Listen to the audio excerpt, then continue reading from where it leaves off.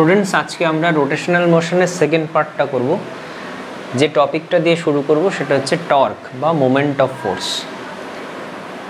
তো এটা বোঝার জন্য ধরে নাও আমার কাছে একটা বডি আছে এবং সেই বডিটা এই তার অ্যাক্সিস অফ রোটেশন AOR, এবং সেটাকে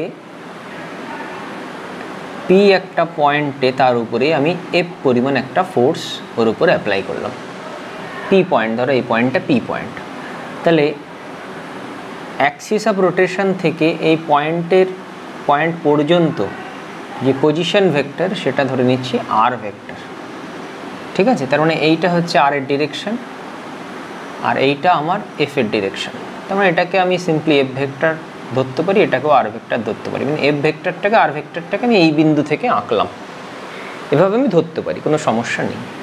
তাহলে এইটাই আর আর এফের মধ্যেকার অ্যাঙ্গেল থিটা, তাহলে এটাও আর আর এফের মধ্যেকার অ্যাঙ্গেল থিটা। এবারে যদি আমি এফটাকে দুটো কম্পোনেন্টে ভেঙে নিই, একটা এদিকে সেটা হচ্ছে এফ কস থিটা, আর একটা হচ্ছে আর এর সাথে ঠিক লম্ব দিকটাতে, মানে একটা হচ্ছে আর এর দিকে আর একটা এফ আর এর সাথে ঠিক লম্ব দিকটাতে, এইটা। তাহলে এইটা হচ্ছে এফ সাইন থিটা। তাহলে এখন যদি তোমাকে প্রশ্ন করা হয় যে এফ তো এখন আর নেই, দুটো কম্পোনেন্টে ভেঙে ফেলেছি, তাহলে এফ কস থিটা এবং এফ সাইন থিটার মধ্যে কোন ফোর্সের কম্পোনেন্টটা এই বডিটাকে এই অ্যাক্সিস অফ রোটেশনের সাপেক্ষে ঘোরাতে সাহায্য করবে? খুব অবভিয়াস আনসার, দেখো এফ কস থিটাটা এই বরাবর, তাহলে এফ কস থিটার যে ক্রিয়ারেখা লাইন অফ অ্যাকশন সেটা অ্যাক্সিস অফ রোটেশনের মধ্যে থেকে যাচ্ছে, আর এফ সাইন থিটা তার সাথে অ্যাক্সিস অফ রোটেশনের একটা ডিস্টেন্স রয়েছে, তাই না? তাহলে এফ কস থিটা কিন্তু অ্যাক্সিস অফ রোটেশনের মধ্যে দিয়ে যাওয়ার জন্যে এফ কস থিটা নিশ্চয়ই এই বডিটাকে ঘোরাতে পারবে না, ঘোরানোতে এর কোনো ভূমিকা নেই। কিন্তু এফ কস থিটাটা এই বরাবর পড়ায়, সেটা কিন্তু এই বরাবর একটা ঘূর্ণন সৃষ্টি করতে পারে বডিটাতে, তাই না? অ্যান্টি ক্লকওয়াইজ একটা ঘূর্ণন ও কিন্তু সৃষ্টি করতে পারে। তো এই এফ সাইন থিটা, এবারে যদি আমি তোমাকে বলি এফ সাইন থিটাটা যদি অ্যাক্সিস অফ রোটেশন থেকে কাছাকাছি হয়, তাহলে এফ সাইন থিটার মান বেশি লাগবে তুলনামূলক যদি এই বিন্দু থেকে বা কাছাকাছি থেকে আরও দূরে হয় এফ সাইন থিটার লাইন অফ অ্যাকশনটা। তার মানে এফ সাইন থিটাটা যদি এখানে না হয়ে এখানে হতো, তাহলে এর মানটা আরও বেশি লাগতো এই অ্যাক্সিস অফ রোটেশনের সাপেক্ষে এই বডিটাকে ঘোরানোর জন্যে। সেজন্যে বোঝা যাচ্ছে এই যে ডিস্কটা আমি নিয়েছি বা বডিটা আমি নিয়েছি তার ঘূর্ণনের ওপর দুটো জিনিসের এফেক্ট আছে। একটা হচ্ছে এই এফ সাইন থিটা, আর অ্যাক্সিস অফ রোটেশন থেকে এফ সাইন থিটা কোন বিন্দুতে কাজ করছে, অর্থাৎ দূরত্বটাও। তাহলে দুটো জিনিসের মিলিত প্রভাবে কিন্তু এই বডিটা ঘুরছে। সেই জন্যে এই দুজনের যে গুণফল এফ সাইন থিটা এবং আর, এই দুজনের গুণফলকে আমরা বলি moment of force about this axis of rotation. তাহলে মোমেন্ট অফ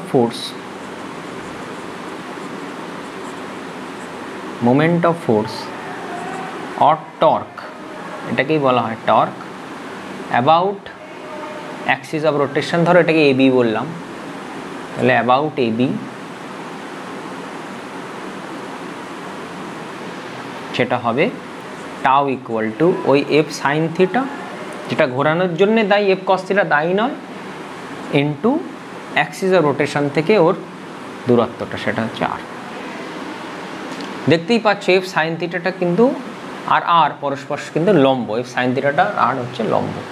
ঠিক আছে, তাহলে এটাকে আমরা এইভাবে লিখতে পারি F R sine theta, F R sine theta হিসেবে লিখতে পারি। তো এটাকে দেখো এভাবেও আমরা লিখতে পারি যে F sine theta F into এই আর সাইন থিটাটা কি, খেয়াল করো এই বিন্দুটাকে যদি আমি ও বিন্দু বলি, তাহলে এর থেকে এফের ওপরে আমরা যদি একটা পারপেন্ডিকুলার ড্র করি,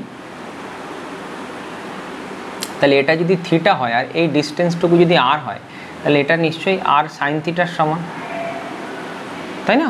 তাহলে এফ আর এই আর সাইন থিটাটাকে আমি কিন্তু ডি পারপেন্ডিকুলার লিখতে পারি। কেন লিখলাম এটা এভাবে? এই ডি পারপেন্ডিকুলারটা হচ্ছে আমি যে বিন্দু সাপেক্ষে মানে অ্যাবাউট বলেছি এবি, আর এবি যে অ্যাক্সিস অফ রোটেশনটা সেটা এই প্লেনটাকে কোন বিন্দুতে ছেদ করছে, ও বিন্দুতে। তার মানে অ্যাবাউট এবির অর্থই হচ্ছে অ্যাবাউট এখানে ও পয়েন্টের সাপেক্ষে আমি মোমেন্ট অফ ফোর্স বা টর্ক বের করছি, কারণ ফোর্সটা আমার এই প্লেনে আছে, সেই প্লেনকে কোন বিন্দুতে ছেদ করলো অ্যাক্সিস অফ রোটেশনটা সেটা দেখতে হবে। তাহলে এই ডি পারপেন্ডিকুলার যেটা, সেটাকে আমি এরকমভাবেও বলতে পারি, সেটা হচ্ছে যে বিন্দুর সাপেক্ষে আমি টর্ক বের করছি সেটা হচ্ছে ও বিন্দু, সেই বিন্দু থেকে এফের যে লাইন অফ অ্যাকশন, দেখো এফের লাইন অফ অ্যাকশন এটা, তার উপর আঁকা যে লম্ব সেটাই হচ্ছে ডি পারপেন্ডিকুলার। তাহলে আমরা কোনো বিন্দু সাপেক্ষে যদি টর্ক বের করতে দেয় কোনো ফোর্সে, তাহলে আমরা সে কীভাবে লিখতে পারি যে magnitude of force into perpendicular distance from that point about which torque to be calculated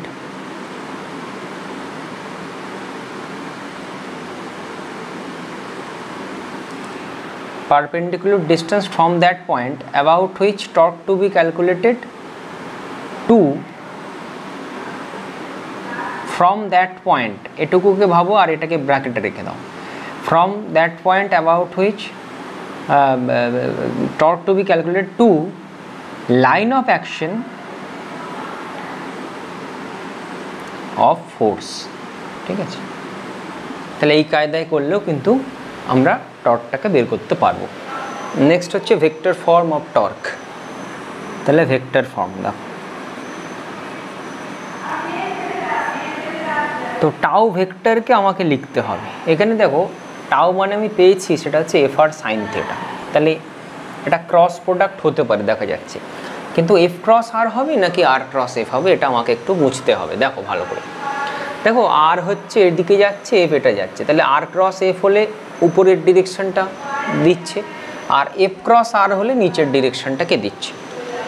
এবার তোমাকে একটু মাথায় রাখতে হবে টাউ ভেক্টরটা আর অ্যালফা ভেক্টর বলে যে অ্যাঙ্গুলার অ্যাক্সেলারেশন আছে, এই দুজন সবসময় একই মুখী হয়।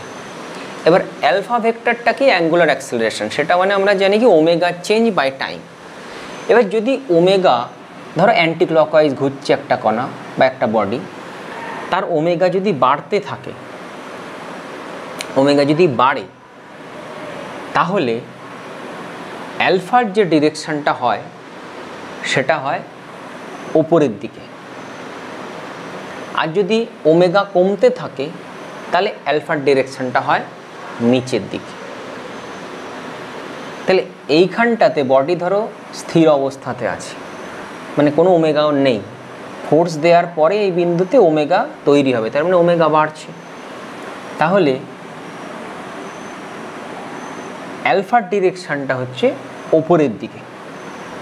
আমরা এইভাবেই পেতে পারি, যদি ঘূর্ণনটা তোমার অ্যান্টি ক্লকওয়াইজ হয় এই বৃদ্ধাঙ্গুষ্ঠটা তোমার অ্যালফার ডিরেকশনকে দেবে, আর যদি ঘূর্ণন ক্লকওয়াইজ হয় তাহলে অ্যালফার ডিরেকশনটা এই যে নিচের দিকে হবে। কিন্তু মাথায় রাখতে হবে তাতে কিন্তু ওমেগা বাড়ছে, ওমেগা যদি বাড়ে তখন, তাহলে ঘূর্ণন ক্লকওয়াইজ হচ্ছে কিন্তু ওমেগা কমছে, সেক্ষেত্রে কিন্তু আলফা আবার নিচের দিকে হয়ে যাবে। সেটার মধ্যে আমি যাচ্ছি না, সেটাকে মন্দন বলবো, রিটার্ডেশন বলবো, সেটাতে আমি যাচ্ছি না।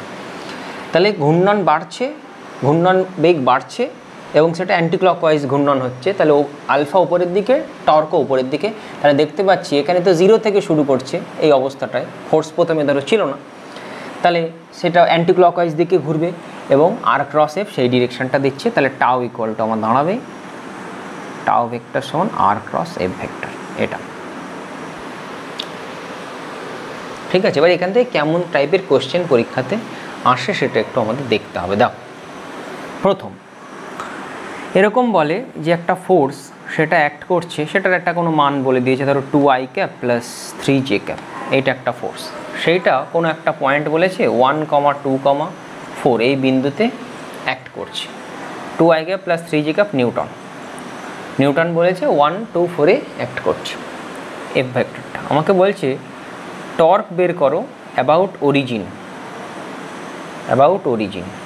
আর যদি কিছু না বলে, শুধু যদি বলে টর্ক বের করো, তাহলে তোমাকে অরিজিন সাপেক্ষেই করতে হবে। তাহলে প্রশ্নটা একটু বুঝে নিই। তাহলে এই একটা বিন্দু যেটা হচ্ছে 1, 2 আর 4, সেই বিন্দুতে ফোর্স একটা অ্যাক্ট করছে, আর অরিজিনটা ধরো এখানে আছে ও।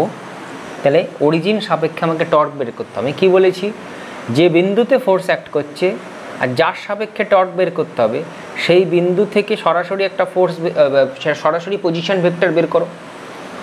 তাহলে এখান থেকে এই বিন্দু পর্যন্ত পজিশন ভেক্টর নেব, এই যে ও বিন্দু সাপেক্ষে ওই বিন্দুর পজিশন ভেক্টর নেব। তাহলে নিয়ে এইটাই হবে আমার সে আর ভেক্টর। তাহলে এখান থেকে আর ভেক্টর কী হবে, আর ভেক্টর হবে I cap plus 2j cap plus 4k cap. তাহলে সিম্পলি তুমি এখন tau equal to r cross F করতে পারো, এটা করেই করে দিতে পারো। যখন যেরকম সিচুয়েশান আমাদের দেবে তখন আমাকে সেভাবে এগোতে হবে। আর একটা সিচুয়েশান এখান থেকে দেয়, আমার বললো ফোর্সটা এই বিন্দুতে অ্যাক্ট করছে, কিন্তু টাউটা ক্যালকুলেট করো আর একটা কোনো বিন্দু -2, 3, 5 এই বিন্দু সাপেক্ষে টাউ ক্যালকুলেট করো। তাহলে অরিজিনটা বসে রয়েছে এখানে, আমাকে বলেছে এটা ধরো এ বিন্দু আর বি বিন্দুতে আমার ফোর্স অ্যাক্ট করছে।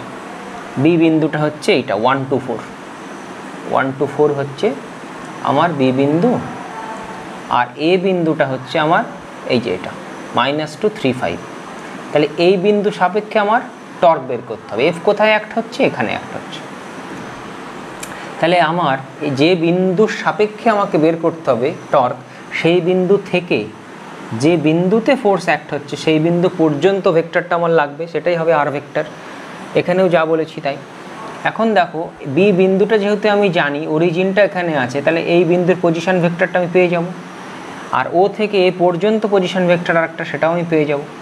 তাহলে এই ভেক্টরটা মানে হবে এইটা মাইনাস এটা, জাস্ট ট্রায়াঙ্গেলটা ইউজ করো, ও এ প্লাস এবি মানে ওবি। তাহলে এবি ভেক্টরটা আমার দরকার, এবি ভেক্টর মানে ওবি মাইনাস ওএ। ওবি আর OA I cap J cap K cap দিয়ে তো পেয়ে যাবো। তাহলে আমি এবি ভেক্টরটা পেয়ে যাব। তারপরে আর ক্রস এফ করতে হবে, ঠিক আছে? ক্রস গুণফলটা করলেই আমার কিন্তু টর্কটা বেরিয়ে যাবে ওই বিন্দু সাপেক্ষে। তো এবার দেখো টর্ক দিয়ে কী টাইপের কোশ্চেন আসতে পারে। একরকম তো আসতে পারে, আমি বলে দিলাম একটু আগে, কোনো বিন্দুতে ফোর্স অ্যাক্ট হলে অন্য কোনো বিন্দুর সাপেক্ষে টর্ক কী করে বের করতে হয়। আর একটা দেখো এরকম কোশ্চেন নিটে কয়েক বছর আগেও এসেছে, সেরকম একটা প্রশ্ন দেখো, বলছি a rod of weight W is supported by 2 parallel knife edges A and B। এই টোটালটা হচ্ছে রড, আমি ছবিটা এঁকে রেখেছি, এটা হচ্ছে একটা রড, সেটা দুটো প্যারালাল নাইফ এজ এ আর বির সাপোর্টে আছে, আর রডটার ওয়েট হচ্ছে W বলা আছে। বলছে the knives are at a distance D from each other. Knives দুটো D ডিস্টেন্সে আছে একে অপর থেকে। এবার বলছে the centre of mass of the rod is at a distance x from A. Centre of mass তার মানে যেখান থেকে তোমার ওয়েটটা নিচের দিকে কাজ করবে সেটা এ থেকে x দূরে আছে। যেহেতু এটা ছোটো বডি, তার centre of mass, centre of gravity same, তাই সেন্টার অফ মাস থেকে ডব্লিউটা নিচের দিকে, এটা এর থেকে x দূরে আছে। বলছে the normal reaction on a is, চারটে অপশান আছে সেটা দেখবো। তার মানে এটা যেহেতু নাইফ এজ, এর উপরে রডটাকে রাখা, এটাও একটা নাইফ এজ, এর উপরে রডটাকে রাখা, তাই এখানে একটা কন্ট্যাক্ট ফোর্স ওপরের দিকে বা নর্মাল ফোর্স ওপরের দিকে থাকবে, আর এখানটাতে একটা নর্মাল ফোর্স ওপরের দিকে থাকবে রডটার উপরে, আর রডটার নিচের দিকে ওয়েট হচ্ছে ডব্লু। এটাই হচ্ছে রডের উপর ক্রিয়াশীল যতগুলো বল আছে সেগুলো। তাহলে যেহেতু বলেছি ইকুইলিব্রিয়ামে আছে, ইকুইলিব্রিয়াম থাকার অর্থ হচ্ছে তার কোনো লিনিয়ার অ্যাক্সেলারেশন নেই, আবার একই সাথে কোনো অ্যাঙ্গুলার অ্যাক্সেলারেশনও নেই, মানে আলফা নেই। আর আলফা সবসময় তৈরি হয় টর্কের মাধ্যমে, এটা তুমি মাথায় রেখে দাও। তাহলে টর্ক ওর উপরে নেই, টোটাল টর্ক হচ্ছে 0। তাহলে কতগুলো ফোর্স অ্যাক্ট হচ্ছে, একটা দুটো তিনটে, তাহলে তিনটে ফোর্সের জন্য আমরা তিনটে টর্ক বের করতে পারি কোনো বিন্দু সাপেক্ষে। তাহলে সেই তিনটে টর্কই হবে কি 0, ঠিক আছে? টোটাল যে সামটা হবে টর্কের, আর ফোর্সটাও 0 হবে। তাহলে আগে লিনিয়ার ইকুয়েশনটা লিখি। লিনিয়ার অ্যাক্সেলারেশন 0 হওয়ার জন্য টোটাল ফোর্স 0, ওপরের দিকে টোটাল ফোর্স হচ্ছে NA প্লাস NB, আমি এই বিন্দুতে নর্মাল ফোর্স এনে নিয়েছি, এই বিন্দুতে এন বি, আমাকে এনএটাই বের করতে হবে। এটা নিশ্চয়ই ডব্লিউর সাথে ইকুয়াল হবে, প্রথম ইকুয়েশন, লিনিয়ার ইকুইলিব্রিয়ামের জন্য এটা। আর সেকেন্ড হচ্ছে আমার অ্যালফাটা জিরোর জন্য টর্ক জিরো। তাহলে টর্কটা জিরো আমি কোন বিন্দু সাপেক্ষে নেবো? এটা ধরো ও বিন্দু, মধ্যবিন্দুটা, তাহলে ও বিন্দু সাপেক্ষে নিই।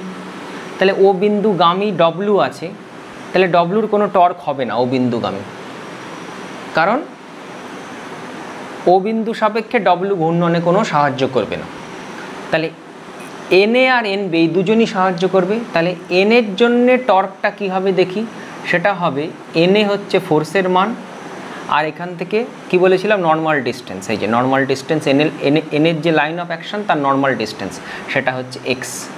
দুভাবে করা যায় বলেছিলাম, যেটাকে আমি বলছি এফ আর ডি পারপেন্ডিকুলার। তাহলে এই যে ডি পারপেন্ডিকুলারটা এখানে এক্স। এবার দেখো এই এনএটা কোন দিকে ঘোরানোর চেষ্টা করছে? ও বিন্দু সাপেক্ষে ক্লকওয়াইজ ঘোরানোর চেষ্টা করছে, ঠিক আছে? তাহলে ক্লকওয়াইজ ঘোরানোর যদি চেষ্টা করে, তাহলে আমার টর্ক হবে এই অ্যাক্সিস বরাবর ভেতরের দিকে, আলফার যা ডিরেকশান তাই। তাহলে এইটাকে যদি আমি মাইনাস নিই, অর্থাৎ নিচের দিকটাকে মাইনাস নিই, তাহলে আর এনবির জন্য দেখি, এনবির জন্য টর্ক হবে টোটাল টর্ক এনবি, আর এখান থেকে পারপেন্ডিকুলার ডিস্টেন্স ও বিন্দু থেকে সেটা হচ্ছে ডি মাইনাস এক্স। আর এটা ঘোরানোর চেষ্টা করছে দেখো অ্যান্টি ক্লকওয়াইজ, তাহলে এটা হবে প্লাস। তার মানে এখানে যে টর্কটা তার ডিরেকশানটা হচ্ছে অ্যাক্সিস বরাবর ওপরের দিকে, তাহলে ওপরের দিকটাকে প্লাস নিচ্ছি, এটাকে মাইনাস নিচ্ছি, তাহলে এইটা হবে আমার জিরো। তুমি অন্যও নিতে পারো, এটাকে প্লাস নিতে পারো, তাহলে এটা মাইনাস হবে, যে কোনো একটা করতে হবে তোমাকে। তাহলে এখান থেকে তুমি just NA x equal to NB into D minus x, আমাকে কী করতে হবে? এনের মানটা বের করতে হবে, তাহলে এটা এনবি হবে স্যার, এটা এনবি হবে। তাহলে এখান থেকে এনবির মানটা ডব্লু মাইনাস সেটা বসিয়ে দিলেই হয়ে যাবে। তাহলে এনএ এক্স ইকুয়াল টু এনবির মানটা ডব্লু মাইনাস এনএ করে দিই into D minus X. Just এবার ক্যালকুলেশানটা আছে, এনএ এক্স, দেখো এখানে এক্স আছে আর minus NA into D minus X, এদিকে আসলে প্লাস হবে, তাহলে X plus D minus X equal to W into D minus X. তাহলে এখান থেকে এনএ পাচ্ছি আমি W into D minus X by D. তাহলে এটা অপশানে আছে, প্রথম অপশানই আছে এখানে। তাহলে ডব্লু ইন্টু এটাই হচ্ছে আমার এই বিন্দুতে নর্মাল ফোর্স। নেক্সট আমরা দেখব Newton second law in rotational motion. সেটা দেখবার আগে আমরা একটুখানি বুঝে নিই যে রোটেশনাল মোশনটা অ্যাকচুয়ালি কী, what is rotational motion. Rotational motion সর্বদাই হয় একটা এক্সটেন্ডেড বডির, এটা একটু মাথায় রাখতে হবে। এক্সটেন্ডেড যদি বডি হয় তারই রোটেশনাল মোশন হয়। তো ধরে নাও এটা একটা এক্সটেন্ডেড বডি, এর অ্যাক্সিস অফ রোটেশন হচ্ছে এটা, এবং এই টোটাল বডিটা যেসব পার্টিকেলগুলো দিয়ে তৈরি সেটা হচ্ছে ধরো M1, M2, M3, এইগুলো তিনটে পার্টিকেল ধরো নিলাম, এখানে একটা নিলাম। তাহলে এই বডিটা যখন একটা সার্টেন ওমেগাতে ঘুরছে বা ওমেগা ইনক্রিজও করতে পারে, সাথে সাথে এই বডিটার যে কনস্টিটিউয়েন্ট পার্টিকেল সেই পার্টিকেলগুলো এর সাথে সাথে ঘুরছে। তাহলে ধরছি এই পার্টিকেলটা অ্যাক্সিস অফ রোটেশন থেকে R1 ডিস্টেন্সে আছে, এটা আছে ধরো R2 ডিস্টেন্সে, এটা ধরো আছে R3 ডিস্টেন্সে। তাহলে আমরা বলবো এই বডিটা যখন ঘুরছে এই অ্যাক্সিস অফ রোটেশনের অ্যাবাউটে, এই পার্টিকেলটাও এই সার্কেলটাতে ঘুরছে, এই পার্টিকেলটাও এই সার্কেলটাতে ঘুরছে R2 রেডিয়াসের সার্কেলে, এই R3 রেডিয়াসের সার্কেলে এই পার্টিকেলটা ঘুরছে। তো এই কনস্টিটিউয়েন্ট পার্টিকেলগুলো যখন সার্কুলার মোশন করছে ওমেগা অ্যাঙ্গুলার ভেলোসিটিতে, তাহলে আমরা বলবো অ্যাজ এ হোল এই টোটাল বডিটা যেটা হচ্ছে এক্সটেন্ডেড বডি, সেই এক্সটেন্ডেড বডিটা রোটেশনাল মোশন করছে ওই একই অ্যাক্সিস অফ রোটেশনের অ্যাবাউটে। তার মানে আমরা বলতে পারি রোটেশনাল মোশন হচ্ছে cumulative result of circular motion of the constituent particles. তাহলে এইটুকু মাথায় রাখলে এর পরবর্তীতে রোটেশনাল মোশন সম্বন্ধীয় বিভিন্ন জিনিসপত্র বুঝতে আমাদের অনেকটা সুবিধে হবে। এইবারে আমরা দেখব যে নিউটন সেকেন্ড ল রোটেশনাল মোশনের সেটা কি। আচ্ছা দেখো, আমরা যখন ট্রান্সলেটরি মোশন দেখি সেই ক্ষেত্রে ট্রান্সলেশনের ক্ষেত্রে যে নিউটন সেকেন্ড ল সেটা হচ্ছে F is equal two M A, যখন মাসের পরিবর্তন হচ্ছে না সিস্টেমের। তো এফটা ফোর্স, এটা হচ্ছে লিনিয়ার অ্যাক্সেলারেশন, আর এমটা হচ্ছে মাস। এই একই রকম যে রিলেশন বা অ্যানালোগাস যে রিলেশন রোটেশনাল মোশনে আছে সেইটাই আমরা এখন ডিরাইভ করব। সেই জন্যে ধরে নাও এটা একটা এক্সটেন্ডেড বডি যে এই অ্যাক্সিস অফ রোটেশনের অ্যাবাউটে ধরো এখন আপাতত স্থির আছে, ওকে ফোর্স দেওয়ার ফলে, কোনো একটা ফোর্স দেওয়ার ফলে যে টর্ক জেনারেট হবে সেই টর্ক জেনারেশনের ফলে ওতে একটা আলফা তৈরি হবে, ফলে ও জিরো একটা কৌণিক বেগ থেকে কোনো একটা কৌণিক বেগে যাবে, মানে আলফা আছে মানে ওমেগা চেঞ্জ হবে সেই জন্যে। তাহলে এই বডিটা যদি একাধিক পার্টিকেল দিয়ে তৈরি হয়, এটা ধরে নিচ্ছি আমি m1 ভরের পার্টিকেল, এটা m2 ভরের, এটা m3 মাসের পার্টিকেল, যারা যথাক্রমে r1 r2 r3 দূরে আছে, তাহলে আমরা বলতে পারি যে এই অ্যাক্সিস অফ রোটেশনের অ্যাবাউটে যে টোটাল টর্কটা পড়বে সেটা হচ্ছে প্রথম পার্টিকেলটা তার উপরে যে টর্ক পড়ছে সেটা, প্লাস দ্বিতীয়টার উপরে, প্লাস তৃতীয়টার উপরে। তার কারণ কি, সকলেই দেখো অ্যান্টি ক্লকওয়াইজ ঘুরছে এখানে, বা জিরো ভেলোসিটি থেকে অ্যাঙ্গুলার ভেলোসিটি থেকে কিছু একটা অ্যাঙ্গুলার ভেলোসিটিতে যাচ্ছে এবং সেটা অ্যান্টি ক্লকওয়াইজ হচ্ছে ঘূর্ণনটা, তার মানে ওমেগার ইনক্রিজ হচ্ছে, তাহলে সবার টর্কটা একই দিকে হবে, উপরের দিকে হবে। তাহলে আমরা সিম্পলি যোগ করে দিলে আমি টোটাল টর্কটা পেয়ে যাব। তাহলে প্রথম যে টাউ ওয়ান সেটাকে আমরা লিখতে পারি, প্রথমটার উপর ধরছি আমি F1 ফোর্স পড়ছে এবং সেই ফোর্সের অ্যাক্সিস অফ রোটেশন থেকে পারপেন্ডিকুলার ডিস্টেন্স ধরে নাও r1। অথবা এইভাবে ভাবতে পারি যে প্রথম পার্টিকেলটা তার উপরে ও যে সার্কেলে ঘুরছে, এই সার্কেলটাতে ঘুরছে, সেই সার্কেলের যে রেডিয়াস তার সাথে ট্যানজেনশিয়ালি যেটুকু ফোর্সের কম্পোনেন্ট পড়ছে সেটা হচ্ছে F1, ঠিক আছে, প্লাস F2 R2। ট্যানজেনশিয়ালি কেন বললাম, তার কারণ ট্যানজেনশিয়াল F হলে তবেই রেডিয়াসটা আমার ওর সাথে পারপেন্ডিকুলার হবে, তবেই সেই F1 আর R1 করলে আমি এই অ্যাক্সিসের অ্যাবাউটে টর্কটা পাবো, ঠিক আছে, প্লাস F3 R3, এইভাবে F3 R3 এইভাবে চলতে থাকবে। এবার আমি F1কে কী লিখতে পারি, M1 A1 হচ্ছে লিনিয়ার অ্যাক্সেলারেশন, R1 প্লাস একইভাবে M2 A2 R2 plus dot. এইবারে আমি A1কে কী লিখতে পারি, যেহেতু এই ফোর্সটা আমি ট্যানজেনশিয়াল নিয়েছি, তাহলে ট্যানজেনশিয়াল ফোর্সের জন্য যে অ্যাক্সেলারেশন হবে সেটা ট্যানজেনশিয়াল অ্যাক্সেলারেশন, তার মানে সেই অ্যাক্সেলারেশনে সেন্টিপিটাল অ্যাক্সেলারেশনের কোনো ভূমিকা নেই, ঠিক আছে। তার মানে M1 এই যে অ্যাক্সেলারেশনটা এটা পুরোপুরি ট্যানজেনশিয়াল অ্যাক্সেলারেশন থেকে এসেছে, এতে সেন্টিপিটাল অ্যাক্সেলারেশন কিছু নেই। সার্কুলার মোশনের ক্ষেত্রে যে অ্যাক্সেলারেশন পার্টটা আছে বা সার্কুলার মোশনের যে দুটো ভাগ আছে, ইউনিফর্ম আর নন ইউনিফর্ম, তাহলে সেই নন ইউনিফর্ম অ্যাক্সেলারেশনের ক্ষেত্রে যে দুটো অ্যাক্সেলারেশন থাকে, একটা হচ্ছে ট্যানজেনশিয়াল, একটা সেন্টিপিটাল। তাহলে সেন্টিপিটালের এখানে কোনো ভূমিকা নেই, ট্যানজেনশিয়ালটার আছে। তাহলে A1কে আমি লিখতে পারি α1 R1, সেই R1 আর এই R1 মিলে R1 স্কোয়ার, একইভাবে M2 α2 R2 স্কোয়ার। এই জায়গাগুলো ভালো করে বুঝতে হবে যে এখানটাতে আমি কিন্তু সেন্টিপিটালকে নিলাম না, কেন ট্যানজেনশিয়ালকে অনলি বলছি, এই ব্যাপারগুলো সার্কুলার মোশন যদি ভালো করে বোঝো নিশ্চয়ই তুমি বুঝতে পারবে। তাহলে টাউ ইকুয়াল টু আমি এটা লিখতে পারি। তাহলে এখান থেকে α2 এগুলো সব সেম হয়, তার কারণ এগুলো সব অ্যাঙ্গুলার কোয়ান্টিটি, সেই জন্যে 1 নম্বরের ক্ষেত্রেও আলফা যা হবে, 2 এর ক্ষেত্রেও আলফা তাই হবে, কারণ আলফা মানে হচ্ছে ডেল্টা ওমেগা বাই ডেল্টা টি। এবার প্রত্যেকটা কণার ওমেগা চেঞ্জ তো সেম হবে, অ্যাঙ্গুলার কোয়ান্টিটি ওমেগা সবার সেম হবে, ঠিক আছে, সেই জন্য আলফা সবার সেম। তাহলে আলফাটাকে যদি আমি কমন নিতে পারি তাহলে দেখো আমরা লিখতে পারি MI/RI স্কোয়ার, এটা ইকুয়াল টু টাউ। তাহলে এইটাকে আমি লিখে দেবো আলফা ইন্টু আই, সেটাকে ঘুরিয়ে লিখবো আই আলফা।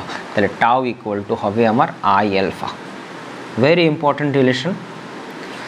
তাহলে এইটা হচ্ছে F is equal to M এর সঙ্গে অ্যানালোগাস তাহলে এফ এর সাথে টাউ এর সম্পর্ক আছে। এফ লিনিয়ার অ্যাক্সেলারেশন জেনারেট করে ট্রান্সলেটরি মোশনে, টাউ অ্যাঙ্গুলার অ্যাক্সেলারেশন তৈরি করে রোটেশনাল মোশনে। আইটা হচ্ছে তোমার বলা হয় কি বলছি সেটা এম এর সাথে অ্যানালোগাস, সেটা হচ্ছে আই। এবার আই সম্বন্ধে আমাদের এরপরে বিস্তারিত আলোচনা আছে। এখান থেকে যেটা আমরা পেলাম, আইটাকে আমরা ধরেছি let I equal to sum over M I R I square, that is M one R one square plus M two R two square plus dot dot. ঠিক আছে, এইটাকে বলা হয় moment of inertia, moment of inertia of the body, that means extended body with respect to বা about লিখতে পারো that axis of rotation। কোন Axis of rotation? যে অ্যাক্সিস অফ রোটেশনের অ্যাবাউটে এই বডিটা ঘুরছে।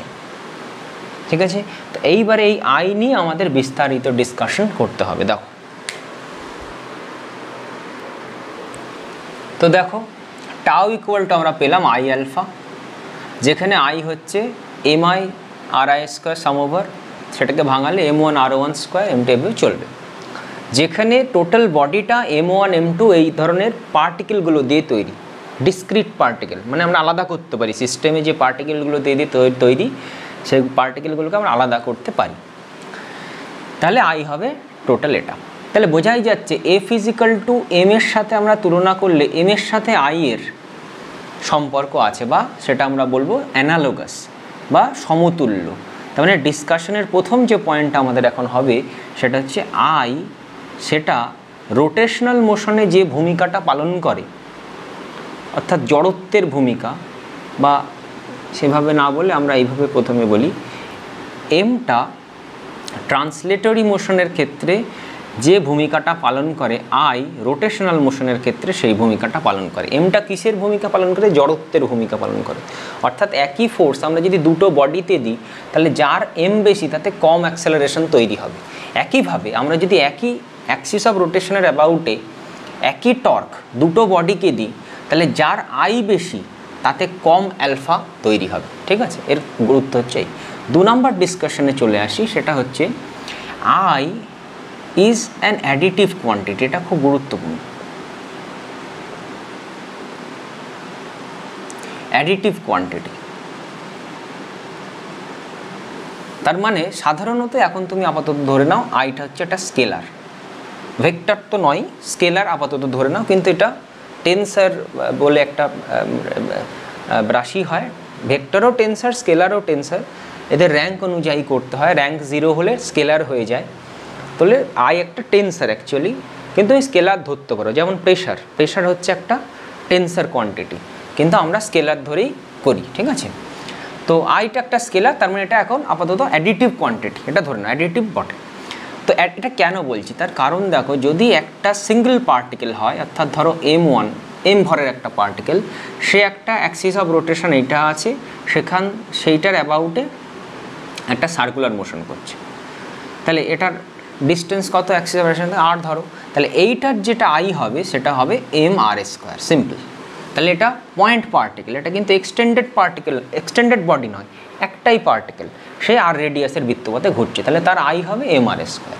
তাহলে এখন যদি একটা এক্সটেন্ডেড বডি হয় যেখানে একাধিক এম আছে, এগুলো আছে, তাহলে এর অ্যাক্সিস অফ রোটেশন থেকে একটা ডিস্টেন্স আছে, এর আর একটা আছে, এর আর একটা আছে, এর আর একটা আছে।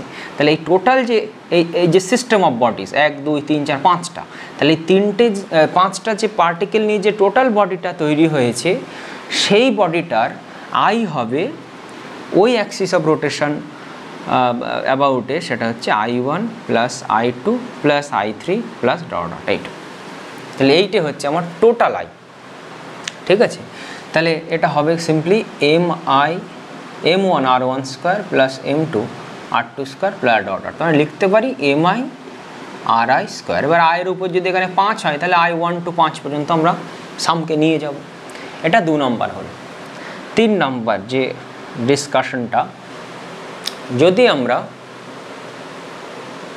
আয়ের ইউনিট সম্বন্ধে বলি তো খুব সিম্পল, আই হচ্ছে কেজি মিটার স্কোয়ার অথবা gram centimetre square, M R square. 4 number, I is always about an axis of rotation. এটা ভীষণই গুরুত্বপূর্ণ। তুমি এই যে সিস্টেম অফ পার্টিকেলটা নিলে 1 2 3 4 5টা পার্টিকেল আছে, এইটার এই অ্যাক্সিস অফ রোটেশন সম্বন্ধে বা অ্যাবাউটে যে তুমি আইটা পাবে, এইটাকে যদি আমি চেঞ্জ করে দিই তাহলে এই অ্যাক্সিস অফ রোটেশন থেকে এইগুলো সব ডিস্টেন্স পাল্টে যাবে। তাহলে এই পুরো সিস্টেমটার এই অ্যাক্সিস অফ রোটেশন এর সাপেক্ষে যে আই পাবে সেটা চেঞ্জ হবে। তাহলে আই সবসময় কিন্তু অ্যাক্সিস অফ রোটেশন নির্ভর, এটা মাথায় রাখতে হবে। ঠিক আছে, 5 নম্বর দেখো, আমরা যদি একটা কন্টিনিউয়াস সিস্টেম নিই, অর্থাৎ এমন একটা সিস্টেম যেটা সার্কুলার মোশন করছে, ধরো এটা একটা এক্সটেন্ডেড বডি, তাহলে সে সার্কুলার মোশন করছে ধরো এই অ্যাক্সিস অফ রোটেশনের অ্যাবাউটে, তাহলে এই বডিটার সেটার যদি আমি এই অ্যাক্সিস অফ রোটেশনের সাপেক্ষে আই বের করতে চাই তাহলে কিভাবে করব? দেখো এইটাতে তো আর এরকম ডিসক্রিট পার্টিকেল নেই, কারণ এটা পুরো কন্টিনিউয়াস সিস্টেম। তাহলে আমাদের যেটা করতে হয়, এর মধ্যে ছোট একটা আমরা ভর নেব ডিএম, যেভাবে আমরা সেন্টার অফ মাস করেছিলাম এটাকে আমরা বলবো ডিএম। তাহলে সেই ডিএমটার ডিস্টেন্স অ্যাক্সিস অফ রোটেশন থেকে আর, তাহলে এই ডিএমটার এর সাপেক্ষে আই হবে ডিএম, তো বিন্দু ভর, আর এখান থেকে ডিস্টেন্স আর, তাহলে ডিএম আর স্কোয়ার। তাহলে এইটাকে যদি আমরা ইন্টিগ্রেট করি তাহলে আমরা টোটাল এই বডিটার মোমেন্ট অফ ইনার্শিয়াটা পাবো এই অ্যাক্সিস অফ রোটেশন সাপেক্ষে। ঠিক আছে, তাহলে এই যে বডি, সেই বডিতে যদি কোনো সিমেট্রি না থাকে, আমরা দেখব এরপরে গোলকের আমরা করতে পারবো, তারপরে কোনো একটা রডের ক্ষেত্রে করব, একটা ডিস্কের ক্ষেত্রে করব, axis of rotation moment of ইনার্শিয়াটা বের করব। তো সেইগুলো সব সিমেট্রিক বডি। সিমেট্রিক যদি বডি হয় তাহলে আমরা এই ইন্টিগ্রেশনটাকে পারফর্ম করতে পারবো। একটা সুন্দর লিমিট থাকবে সেখানে, সেই লিমিটটাকে বসাতে হবে, তাহলে আমরা দেখব পারবো, তাছাড়া কিন্তু সম্ভব নয় এটা। তাহলে এই হচ্ছে মোমেন্ট অফ ইনার্শিয়া সম্বন্ধে কথাবার্তা। একটা ছোট কোশ্চেন করা যাক। ধরো এইটা আমাকে বলেছে আমার কাছে 3টে পার্টিকেল আছে, এটা হচ্ছে ওয়াই অ্যাক্সিস, এটা হচ্ছে এক্স অ্যাক্সিস। তাহলে প্রথম পার্টিকেলের মাস হচ্ছে m1, এটা হচ্ছে m2, এটা বলছে m3, এবং তাদের যে কোঅর্ডিনেটগুলো আছে সেটা হচ্ছে x1 y1 প্রথমটা, দ্বিতীয়টা x2 y2, তৃতীয়টা x3 y3, এভাবে আছে। তাহলে আমাকে প্রথম বলছে ix ক্যালকুলেট করো, অর্থাৎ এক্স অ্যাক্সিসের সাপেক্ষে জড়তা ভ্রামকটা ক্যালকুলেট করো। তার মানে এক্স অ্যাক্সিসের সাপেক্ষে যদি আমরা জড়তা ভ্রামক করি তাহলে ঘূর্ণনটা এই এক্স অ্যাক্সিস সাপেক্ষে হবে। এইভাবে আমি দেখিয়ে দেবো ঘূর্ণনটা, কারণ এই পুরো সিস্টেমটা এইভাবে ঘুরছে, এক্স অ্যাক্সিসকে সেন্টার করে অক্ষ করে ঘুরছে। তাহলে যখন এক্স অ্যাক্সিসকে অক্ষ করে ঘুরবে তাহলে দেখো m1টার ডিস্টেন্স হবে এটা, m3টা হবে এটা, m2টা হবে এটা। তাহলে নিশ্চয়ই এই ডিস্টেন্সটা ওর ওয়াই কোঅর্ডিনেট, তাহলে সিম্পলি আমার হয়ে যাবে m1 y1 square plus m2 y2 square plus m3 y3 square, 3 square হয়ে গেল। একইভাবে যদি তোমাকে iy বলে তাহলে তুমি সাম ওভার mi xi স্কোয়ার করে দেবে, আনসার বেরিয়ে যাবে, কঠিন কিছুই না। নেক্সট হচ্ছে রেডিয়াস অফ জাইরেশন, বাংলাতে বলে চক্রগতির ব্যাসার্ধ। বুঝিনি একটু কি? ধরো আমার কাছে একটা এক্সটেন্ডেড বডি আছে, এই বডিটার এই অ্যাক্সিস অফ রোটেশনের সাপেক্ষে মোমেন্ট অফ ইনার্শিয়া হচ্ছে আই। তাহলে এটা এক্সটেন্ডেড একটা বডি, তার মানে এই বডিটা যদি একটা কন্টিনিউয়াস বডি হয়, এই অ্যাক্সিস অফ রোটেশন সাপেক্ষে ধরো এম, এটা এর ভর হচ্ছে এম, তাহলে এই অ্যাক্সিস অফ রোটেশন সাপেক্ষে মোমেন্ট অফ ইনার্শিয়াটা বের করা কিন্তু এম আর স্কোয়ার করে দিলাম হয়ে গেল, তা করলে হবে না। তার কারণ কি, আমি এর আরটা তুমি কোনটা নেবে সেরকম, এ তো পয়েন্ট পার্টিকেল নেই, নয় যে আমি আই সমান সমান এম আর স্কোয়ার করে দেবো। তাহলে আমি ধরছি ওর জড়তার ভ্রামকটা হচ্ছে আই, এই অ্যাক্সিস অফ রোটেশন সাপেক্ষে। এইবারে এর যা ভর, এই টোটাল ভরটাকে আমি যদি একটা বিন্দু ভরে পরিণত করি, তাহলে সেই বিন্দু ভরটাকে এই অ্যাক্সিস অফ রোটেশন থেকে যতটা দূরে রাখলে, ধরো এরকম জায়গাতে রাখলে, অর্থাৎ এই ডিস্টেন্সটা ধরে নাও তখন কে, তাহলে এটা এখন বিন্দু পার্টিকেল হয়ে গেছে যার মাস হচ্ছে এম। তাই এই অ্যাক্সিস অফ রোটেশন সাপেক্ষে ওই এমটার জড়তা ভ্রামক হচ্ছে এম কে স্কোয়ার, তাই না? তাহলে সেটা যদি এই এক্সটেন্ডেড বডিটার যা জড়তা ভ্রামক ছিল আই সাপেক্ষে তার সাথে সমান হয়, তাহলে আমরা বলবো কে হচ্ছে এই বডিটার রেডিয়াস অফ জাইরেশন এই অ্যাক্সিস সাপেক্ষে। এই হচ্ছে আমার সংজ্ঞা। আর একবার, এক্সটেন্ডেড বডি এর সাপেক্ষে জড়তা ভ্রামক আই, একে বিন্দু ভর করে দিলাম, বিন্দু ভরকে এর থেকে যত দূরে রাখলে বিন্দু ভরটার জড়তা ভ্রামক এক্সটেন্ডেড বডির যা জড়তা ভ্রামক ছিল তার সমান হয়, তাহলে সেই দূরত্বটাকে বলি এই বিন্দু ভরটার এই বডিটার এক্সটেন্ডেড বডিটার জড়তা চক্রগতির ব্যাসার্ধ বা রেডিয়াস অফ জাইরেশন এই অ্যাক্সিস সাপেক্ষে। তাহলে এখান থেকে আমরা কে সমান সমান কী পাবো দেখো, √I/m। একটা এক্সাম্পল নেওয়া যাক। আমার কাছে ধরো একটা গোলক আছে এবং সেই গোলকটা ধরো সলিড স্ফিয়ার। গোলক দু রকমের হতে পারে, ফাঁপা হতে পারে অথবা সলিড হতে পারে, হলো বা সলিড। তাহলে আমি সলিড ধরলাম। সলিড কোনো স্ফিয়ারের তার যে নিজস্ব অ্যাক্সিস, এই যে এই অ্যাক্সিস সাপেক্ষেও যদি ঘোরে তাহলে জড়তা ভ্রামক হয় 2/5 m/r², যেখানে m হচ্ছে ওর মাস, আর হচ্ছে ওর রেডিয়াস সলিড স্ফিয়ারের ক্ষেত্রে।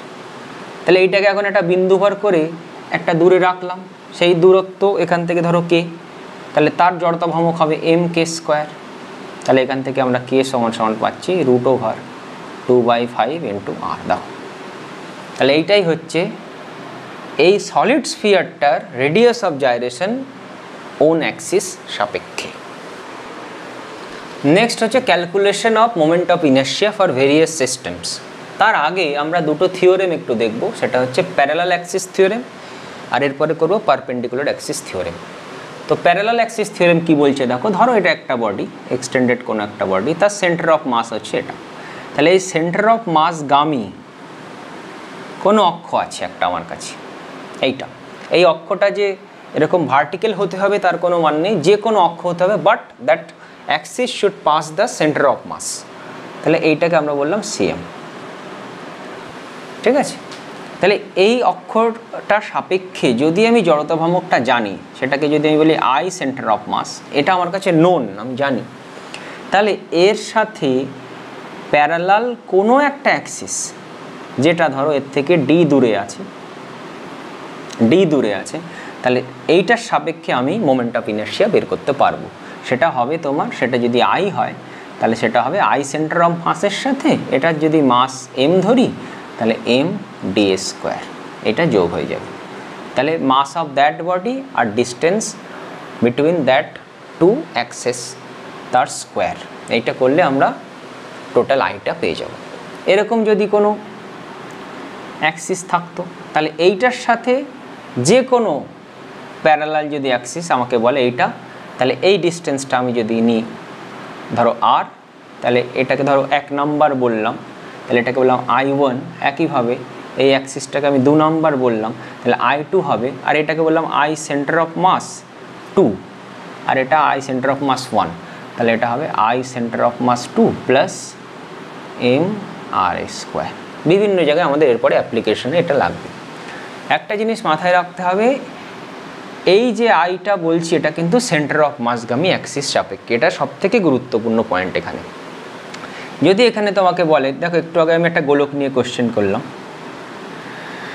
গোলক নিয়ে একটা প্রশ্ন করলাম, আমাকে বলছে এই অক্ষটা সাপেক্ষে জড়তা ভ্রামক আমি জানি যে দূরত্বটা হচ্ছে এখান থেকে ধরো বললো এটুকু r, আর এটা আমি বললাম এটুকু r, তো এটা r/2 ধরো, তাহলে এটা 3r/2 ধরো। তাহলে এইটা সাপেক্ষে জড়তা ভ্রামক আমাকে বলেছে I1।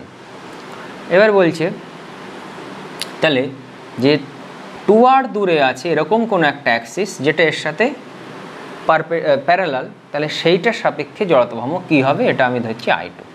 তাহলে এই ধরনের কোশ্চেনের ক্ষেত্রে তুমি কি করবে, আর এটার ক্ষেত্রে এটা হচ্ছে I1। তাহলে দেখো এখন যদি তুমি এরকম লিখে দাও যে এটার সাপেক্ষে হবে I1 I1 প্লাস এই ডিস্টেন্সটা 2r, এটা হচ্ছে 3r/2, আর এটার মাস যদি m বলে দেয়, ধরো বলেই দিয়েছে, তাহলে m × 2r + 3r বাই 2 তার হোল স্কোয়ার, তাহলে রেজাল্ট কিন্তু ইনকারেক্ট হবে। কেন? তার কারণ আমি বলেছি এই I1 সমান বা I সমান সমান I centre of mass plus M D square. তাহলে এই ক্ষেত্রে এইটা যে অ্যাক্সিসটা বলেছিল সেটা কিন্তু সেন্টার অফ মাসগামী নয়। তাহলে তুমি একটা অ্যাক্সিস এর সাপেক্ষে জানো, তার প্যারালাল যে কোনো অ্যাক্সিস সাপেক্ষে তুমি বের করতে পারো না। যদি এই অ্যাক্সিসটা যেটা তুমি জানো সেটা শুধু সেন্টার অফ মাসগামী হয় তবেই তুমি বের করতে পারবে। তাহলে এই কোশ্চেনটা করব কি করে? তাহলে এর প্যারালাল কোনো সেন্টার অফ মাসগামী অ্যাক্সিস আমি ধরে নিই, তাহলে তার সাপেক্ষে জড়তা ভ্রামক ধরো ICM। তাহলে আমি কি ইকুয়েশন লিখতে পারি? I1 equal to ICM plus M R square. তাহলে এখান থেকে আগে ICMটাকে ক্যালকুলেট করে আমাকে নিতে হবে, তারপরে I2-র জন্য আবার ইকুয়েশন লিখতে হবে। I2 হচ্ছে ICM plus M into 2R তার হোল স্কোয়ার। তখন তুমি এটা বের করতে পারবে। ঠিক আছে, নেক্সট হচ্ছে perpendicular Axis theorem. Perpendicular Axis থিওরেমের ক্ষেত্রে তোমাকে যেটা মাথায় রাখতে হবে, এটা শুধুমাত্র অ্যাপ্লিকেবল ফর প্লেন ল্যামিনা। তার মানে এটা যদি কোনো উচ্চতাযুক্ত বডি হয় তার ক্ষেত্রে কিন্তু এটা অ্যাপ্লিকেবল নয়। ল্যামিনা মানে পাতের ক্ষেত্রে এটা প্রযোজ্য হবে। এটা ধরো কোনো একটা প্লেন ল্যামিনা, তার মানে একটা সমতল টাইপের বস্তু, এর কোনো উচ্চতা নেই। তাহলে এই ক্ষেত্রে এটা ধরো এক্স অ্যাক্সিস, এটা ধরো ওয়াই অ্যাক্সিস, আর এদের উভয়ের সাথে পারপেন্ডিকুলার হচ্ছে জেড অ্যাক্সিস। তাহলে এই ল্যামিনাটার ক্ষেত্রে যদি আমি এক্স অ্যাক্সিস সাপেক্ষে জড়তা ভ্রামক জানি, ওয়াই অ্যাক্সিস সাপেক্ষে জড়তা ভ্রামক জানি, তাহলে জেড অ্যাক্সিস সাপেক্ষে জড়তা ভ্রামক আমরা বের করতে পারবো এই দুটোর যোগফল থেকে। এইটাই হচ্ছে পারপেন্ডিকুলার অ্যাক্সিস থিওরেম। এটারও অ্যাপ্লিকেশনের পরে আছে, তাহলে মাথায় রাখতে হবে এটা ল্যামিনার ক্ষেত্রে শুধুমাত্র প্রযোজ্য। এইবারে আমরা এক এক করে ক্যালকুলেশন করি মোমেন্ট অফ ইনার্শিয়ার। প্রথম যে সিস্টেমটা আমরা নেব সেটা হচ্ছে একটা ইউনিফর্ম রড। এটার ক্ষেত্রে আমি মোমেন্ট অফ ইনার্শিয়া বের করব। এবার আমি অলরেডি তোমাকে বলেছি যে মোমেন্ট অফ ইনার্শিয়া কিন্তু একটা অ্যাক্সিসের অ্যাবাউটে হবে অলওয়েজ। তাহলে কোন অ্যাক্সিস আমরা নেব ইউনিফর্ম রডের ক্ষেত্রে সেটা ম্যাটার করবে যে আমি কি রেজাল্টটা পাচ্ছি। তাহলে ধরে নাও আমার কাছে একটা রড আছে ইউনিফর্ম রড মানে প্রতি ইউনিট লেন্থে মাস সেম হবে। তাহলে ধরছি এর লেন্থ হচ্ছে L আর মাস হচ্ছে M। এবং প্রথমে আমি যে অ্যাক্সিসের অ্যাবাউটে করছি সেটা একটা অ্যাক্সিস যেটা সেন্টার অফ মাসগামী এর। তাহলে আমরা জানি একটা ইউনিফর্ম রডের সেন্টার অফ মাস সেটা কিন্তু ওর ঠিক মধ্যবিন্দুগামী হয়। তাহলে এইটা সেন্টার অফ মাসগামী অ্যাক্সিস। তা সেই অ্যাক্সিস তো এরকমও হতে পারতো, এরকমও, কিন্তু এই অ্যাক্সিসটা এরকম যেটা এর লেন্থের সাথে পারপেন্ডিকুলার। তাহলে perpendicular to length and passing through centre of mass, এরকম একটা অ্যাক্সিসের সাপেক্ষে আমি প্রথমে বের করতে চাইছি। তাহলে ধরে নাও টোটাল ডিস্টেন্স হচ্ছে L। তাহলে এইটাকে আমরা x ইকুয়াল টু 0 পয়েন্ট মানলাম। তাহলে এই দিকটা হচ্ছে x equal to -L/2 coordinate হিসাবে, এদিকটা হচ্ছে +L/2। তাহলে এবার এটা তো একটা ইউনিফর্ম রড, এটা কন্টিনিউয়াস সিস্টেম। তাহলে কন্টিনিউয়াস সিস্টেমের ক্ষেত্রে আমরা কি দেখেছিলাম? I ইকুয়াল টু হবে ইন্টিগ্রেশন dm ইন্টু r²।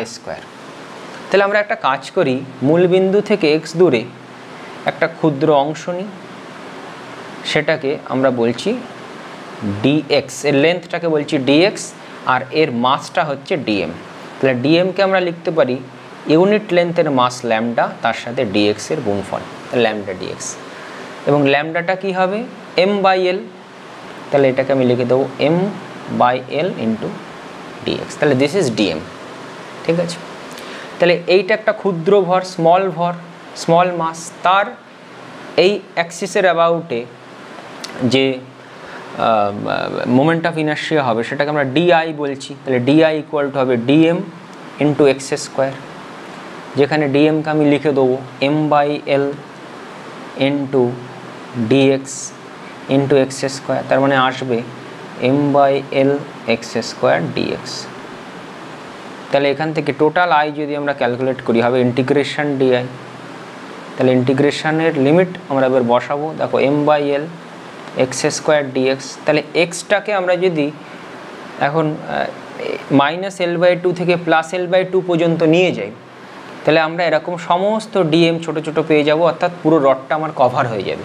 তার মানে এটা হবে -L/2 টু +L/2। এবার L/2 বেরিয়ে যাবে, ইন্টিগ্রেশন করলে দেখবে এটা আনসার আসবে 1/12 ml স্কোয়ার। তাহলে এখানে আই সেন্টার অফ মাস যেটা হলো সেটা হচ্ছে 1/12 ml স্কোয়ার। তাহলে এটা সেন্টার অফ মাসগামী কোনো অ্যাক্সিস কোনো রডের, এবং রডের সাথে পারপেন্ডিকুলার কোনো অ্যাক্সিস আছে, তার সাপেক্ষে মোমেন্ট অফ ইনার্শিয়া। এইবারে যদি আমাকে বলে এই অ্যাক্সিস সাপেক্ষে বের করো, অর্থাৎ যেটা কোনো এন্ডকে পাস করছে এবং লেন্থের সাথে পারপেন্ডিকুলার, তাহলে দেখো আমরা তো সেন্টার অফ মাসগামী অ্যাক্সিস সাপেক্ষে জানি, আর এইটা হচ্ছে এর সাথে পারপেন্ডিকুলার। তাহলে এটাকে ধরো আমি বললাম কি I1 বলে দাও 1 নম্বর। তাহলে I1 হবে আই সেন্টার অফ মাস, তার সাথে আমার ওর মাস আর এই ডিস্টেন্স টোটালটা L, এটা হচ্ছে L/2, তাহলে mL/2 তার হোল স্কোয়ার। এটা হচ্ছে 1/12 ml স্কোয়ার, এটা বসলেই তুমি পাবে দেখবে 1/3 ml স্কোয়ার। এই হচ্ছে রেজাল্ট। রেজাল্টগুলো ভীষণই গুরুত্বপূর্ণ, কারণ এর পরবর্তীতে বিভিন্ন রকমের অঙ্ক আমরা করব, সেক্ষেত্রে কিন্তু রেজাল্টগুলো আমার লাগবে। সরাসরি এটা দিয়ে এটাও বের করতেও দেয় পরীক্ষাতে, এরকম সহজ প্রশ্নও দেয়। নেক্সট হচ্ছে একটা রেক্ট্যাঙ্গুলার স্ল্যাব। তো রেক্ট্যাঙ্গুলার স্ল্যাবের বৈশিষ্ট্যটা আগে বলে দিই, সেটা হচ্ছে মাস হচ্ছে m, আর লেন্থ হচ্ছে L, ব্রেথ হচ্ছে b। তাহলে আমার কাছে দুটো অ্যাক্সিস আছে, ধরে নাও এই অ্যাক্সিসটা এক্স অ্যাক্সিস, এটা ওয়াই অ্যাক্সিস। তাহলে আমাকে আগে এক্স অ্যাক্সিস সাপেক্ষে করতে হবে। তাহলে এমন একটা অ্যাক্সিস যেটা সেন্টার অফ মাসগামী, আর একটা কথা বলি এটা ইউনিফর্ম একটা স্ল্যাব, ইউনিফর্ম, হ্যাঁ ইউনিফর্ম স্ল্যাব, ইউনিফর্ম। তার মানে এর যে কোনো জায়গা থেকে যদি আমি একক ক্ষেত্রফল নিই তার মাসটা সেম হবে। তাহলে আমি এক্স অ্যাক্সিস সাপেক্ষে করতে, এক্স অ্যাক্সিসটা কেমন, যেটা সেন্টার অফ মাসগামী and in the plane of the rectangular slab.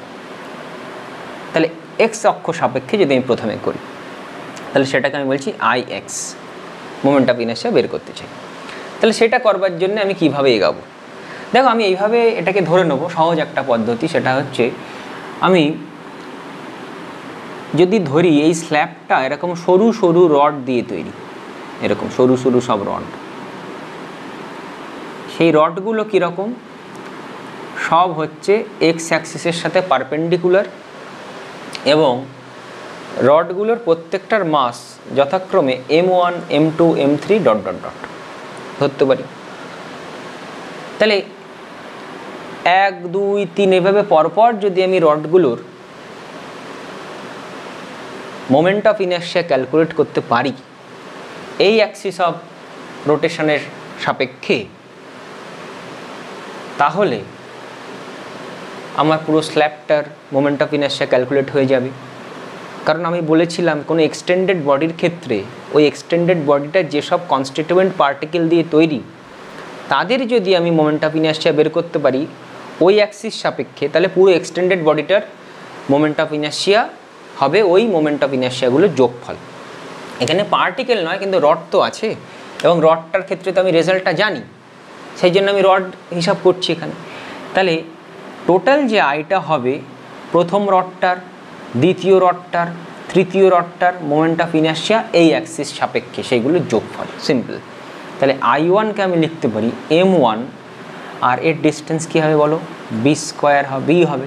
তাহলে m1 b², আর তার আগে হবে 1/12। আমি একটু আগেই করেছিলাম একটা রডের সেন্টার অফ মাসগামী আর যেটা রডের সাথে পারপেন্ডিকুলার তার সাপেক্ষে হয় 1/12 m1 L²।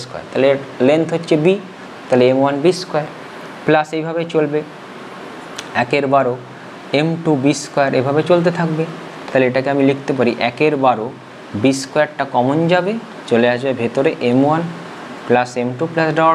আর এই যোগফলটাই তো টোটাল মাসের, তাহলে 1/12 mb²। এটাই হবে আমার এক্স অ্যাক্সিস সাপেক্ষে পুরো স্ল্যাবটার মোমেন্ট অফ ইনার্শিয়া।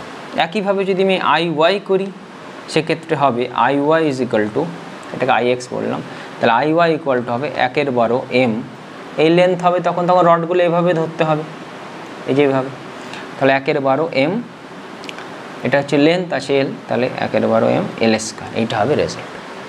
এখন যদি আমি এই অ্যাক্সিসটা সাপেক্ষে চাই জেড অ্যাক্সিস, তাহলে আমরা সরাসরি পারপেন্ডিকুলার অ্যাক্সিস থিওরেমের যে অ্যাপ্লিকেশন সেটা করে দেবো, কারণ এই অ্যাক্সিসটা এক্স অ্যাক্সিস আর ওয়াই অ্যাক্সিস যেখানে ছেদ করছে সেই ছেদবিন্দুগামী, এটাও একটু মাথায় রেখো, ছেদবিন্দুগামী হতে হবে। এইটা হলে কিন্তু হবে না, এই অ্যাক্সিস সাপেক্ষে কিন্তু হলে এই দুটোর যোগফল তাহলে হবে না, এই অ্যাক্সিসটাকে এদের ছেদবিন্দুগামী হতে হবে এবং এক্স ওয়াই দুজনের সাথে লম্বও হতে হবে। যদি ছেদবিন্দুগামী আমি করতে পারি তাহলে এই অ্যাক্সিস সাপেক্ষেও তো বের করতে পারবো, তারপরে আমি এটার সাপেক্ষে বের করে প্যারালাল অ্যাক্সিস থিওরেম খাটাবো, তাহলে হয়ে যাবে। তাহলে আগে তো আমি জেডের সাপেক্ষে করি, তাহলে আই জেড হবে আমার simply I X plus I Y, তাহলে হবে 1/12 কমন চলে যাবে, এম কমন, তাহলে L square plus B square, এইটা হবে জেড অ্যাক্সিস সাপেক্ষে। নেক্সট যে সিস্টেম সেটা হচ্ছে রিং। এই হচ্ছে রিং, তার মাস ধরে নিচ্ছি এম আর রেডিয়াস হচ্ছে আর। এবং প্রথমে আমাকে যে অ্যাক্সিসের সাপেক্ষে মোমেন্ট অফ ইনার্শিয়া বের করতে হবে সেটা হচ্ছে ওর যে ওন অ্যাক্সিস, অর্থাৎ সেন্টার অফ মাসগামী আর প্লেনের সাথে পারপেন্ডিকুলার। তাহলে এটা করবার জন্য এরকমভাবে এগোচ্ছি যেভাবে আমরা স্ল্যাবের ক্ষেত্রে এগিয়েছিলাম। দেখো ধরছি যে এটা টোটাল যে এমটা সেটা এরকম বিন্দু বিন্দু ভর M1 M2 M3 এরকম দিয়ে তৈরি। তাহলে প্রত্যেকটা M1 বলো M2 বলো M3 বলো যাই বলো, প্রত্যেকটাই দেখো অ্যাক্সিস থেকে আর দূরে আছে। তাহলে সেই I = এইগুলো সব সাম হয়ে যাবে। I1 হচ্ছে M1 যে বিন্দু ভরটা আছে তার মোমেন্ট অফ ইনার্শিয়া ওই অ্যাক্সিস সাপেক্ষে, তাহলে এটা সিম্পলি হবে M1 r² plus M2 r²। যেহেতু আরগুলো সব কনস্ট্যান্ট আমি এই কায়দাতে করতে পারি, কোনো সমস্যা নেই। তাহলে r² কমন নিলে মধ্যে থাকছে M1 plus M2 plus dot dot, তার মানে mr², যেখানে এমটা হচ্ছে রিংটার টোটাল মাসটা। তাহলে এটা হলো ওন অ্যাক্সিসের সাপেক্ষে। এখন যদি বলে রেজাল্টগুলোকে কিন্তু মুখস্থ রাখতে হবে, খুব ইম্পর্ট্যান্ট। তাহলে এই অ্যাক্সিস সাপেক্ষে আমি পেয়ে গেলাম। তাহলে যদি এই অ্যাক্সিস সাপেক্ষে বলে তাহলে আমরা প্যারালাল অ্যাক্সিস থিওরেম কাজে লাগিয়ে দেবো। তাহলে এটা যদি ডিস্টেন্সটা আর হবে নিশ্চয়ই, তাহলে এটা যদি 1 হয়, এটা যদি সেন্টার অফ মাসগামী হয়, তাহলে I1 = I centre of mass plus mr²। তাহলে এটা ছিল mr², এটা mr², তাহলে 2mr² হয়ে গেল।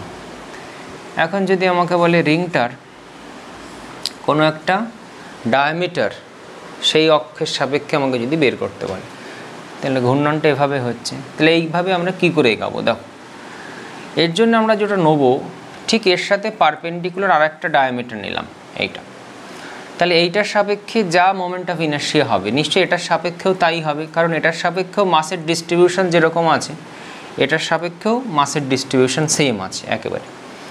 এখন দেখো এইটার সাপেক্ষে তো আমি জানি, তাহলে এটা যদি এক্স অ্যাক্সিস হয়, এটা যদি ওয়াই অ্যাক্সিস হয়, এটা যদি জেড অ্যাক্সিস হয়, তাহলে IX প্লাস IY = IZ।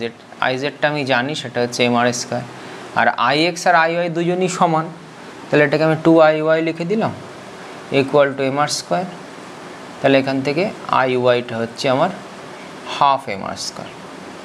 তাহলে এই জিনিসগুলো দিতে পারে। এখন যদি বলে এইটার সাপেক্ষে কী হবে, তো এটার সাপেক্ষে আমি জানি এটার সাথে আরও mr² যোগ করে দেবো, তাহলে আরেকবার প্যারালাল অ্যাক্সিস থিওরেম কাজে লাগালে হবে। তাহলে এই জিনিসগুলোকে মাথায় রাখতে হবে, সরাসরি কিন্তু এসব জায়গা থেকে প্রশ্ন পরীক্ষাতে দেয়। রিং হয়ে গেল, এবার হচ্ছে ইউনিফর্ম ডিস্ক। তাহলে ডিস্কটাকে আঁকি আগে। এটা ধরনের ইউনিফর্ম ডিস্ক যার মাস হচ্ছে m, রেডিয়াস হচ্ছে r, তার মানে ভিতরে মেটেরিয়াল আছে। আমাকে যেটা বের করতে হবে সেটা হচ্ছে ওন অ্যাক্সিস যেটা তার সাপেক্ষে মোমেন্ট অফ ইনার্শিয়া। তাহলে রেডিয়াস আর এইটা করবার জন্য দেখো আগের মতো করে এগোলে আর হবে না, তার কারণ সব মাসের ডিস্টেন্স অ্যাক্সিস থেকে সমান নয়। আমি যেটা করলাম সেটা হচ্ছে এক্স দূরে আমি একটা ছোট স্ট্রিপ নিলাম, এটা স্ট্রিপ মানে ফালি নিলাম ছোট্ট, যার উইথটা হচ্ছে dx, এক্স দূরে dx, ঠিক আছে। তাহলে এক্সের লিমিট যদি 0 থেকে r পর্যন্ত নিয়ে যেতে পারি তাহলে টোটাল ডিস্কটা আমার কভার হয়ে যাবে। তাহলে এই স্ট্রিপটা তো একটা রিংয়ের মতো, তাহলে এই রিংটার যদি আমি এই অ্যাবাউটে অ্যাক্সিসটার অ্যাবাউটে মোমেন্ট অফ ইনার্শিয়া বের করতে পারি তাহলে টোটাল ডিস্কটা আমার কিন্তু বেরিয়ে যাবে। তাহলে এই রিংটার মাস তার জন্য আমার লাগবে। তাহলে এবারে দেখো কী করে এগোনো হচ্ছে। আমি ধরবো যেটা সেটা হচ্ছে এই যে ডিস্কটার ইউনিট সারফেস এরিয়ার মাসটা কত সেটা একটু দেখে নিই। সেটাকে যদি আমরা সিগমা বলি তাহলে সিগমা হবে m/πr²। টোটাল এরিয়া হচ্ছে πr², আর টোটাল মাস m। তাহলে এই যে স্ট্রিপটা তার মাস কত, তার মাস যদি dm হয় তাহলে dm হচ্ছে ওর এরিয়া স্ট্রিপটার ইন্টু সিগমা। তাহলে সিগমা ইন্টুর এরিয়াটা কী হবে দেখো, আমরা যদি এই স্ট্রিপটাকে কেটে খুলে দিই এভাবে তাহলে একটা দেখো আয়তক্ষেত্র পাওয়া যাবে, রেক্ট্যাঙ্গেল পাওয়া যায়। এখান থেকে যদি এরকম কেটে খুলে দিই, যেখানে এই উইথটা হবে dx আর এইটা হবে আমার এইটার যে পরিধিটা সেটা দ্যাট ইজ 2πx। তাহলে এখানটা হবে 2πx dx, এটা হচ্ছে রেডিয়া। তাহলে এইটার মোমেন্ট অফ ইনার্শিয়া কী হবে dm ইন্টু x²। ওটা তো একটা রিং, অ্যাবাউট থেকে যার রেডিয়াস হচ্ছে x। তাহলে আমরা টোটাল আই যেটা পাবো সেটা হচ্ছে ইন্টিগ্রেশন 0 টু r, এই যে এইটার যে মোমেন্ট অফ ইনার্শিয়া সেটাকে ইন্টিগ্রেট করতে হবে, সেটা হচ্ছে dm ইন্টু x²। আচ্ছা পরে এটা লিখছি আমরা, লিমিটটা পরে দিচ্ছি। তাহলে ডিএমটা জাস্ট লেখো sigma into 2πx dx into x²। এবার এক্সের লিমিট দিলাম 0 টু r। সিগমার মানটা যদি বসাই m/πr², এখানে দু লাইন যদি করি তাহলে সিম্পলি আসবে 12mr²। করে দেখতে পারো, রেজাল্ট এটাই আসবে। ঠিক আছে, তাহলে ওন অ্যাক্সিস সাপেক্ষে কোনো একটা ডিস্কের হচ্ছে 12mr²। একইভাবে যদি আমাকে এখন এই অ্যাক্সিস সাপেক্ষে বলে, প্যারালাল অ্যাক্সিস থিওরেম কাজে লাগাবো, যদি এই অ্যাক্সিস সাপেক্ষে বলে এরকম আরেকটা নেব লম্ব, তাহলে এইটার সমান সমান হবে এই দুটোর যোগফল, আবার এরা দুজন সমান সমান হবে। তাহলে এটাতে যা পেলাম তার অর্ধেক হবে এই অ্যাক্সিস সাপেক্ষে। তারপরে যদি এই অ্যাক্সিস সাপেক্ষে বলে তাহলে আগে আমি এই অ্যাক্সিস সাপেক্ষে বের করে নিয়েছি, সঙ্গে আরও mr² যোগ করে দেবো। তাহলে এইভাবে আমাকে করতে হবে।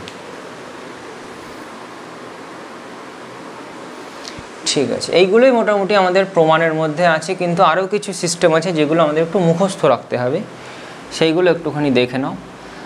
সেটা হচ্ছে সিলিন্ডার।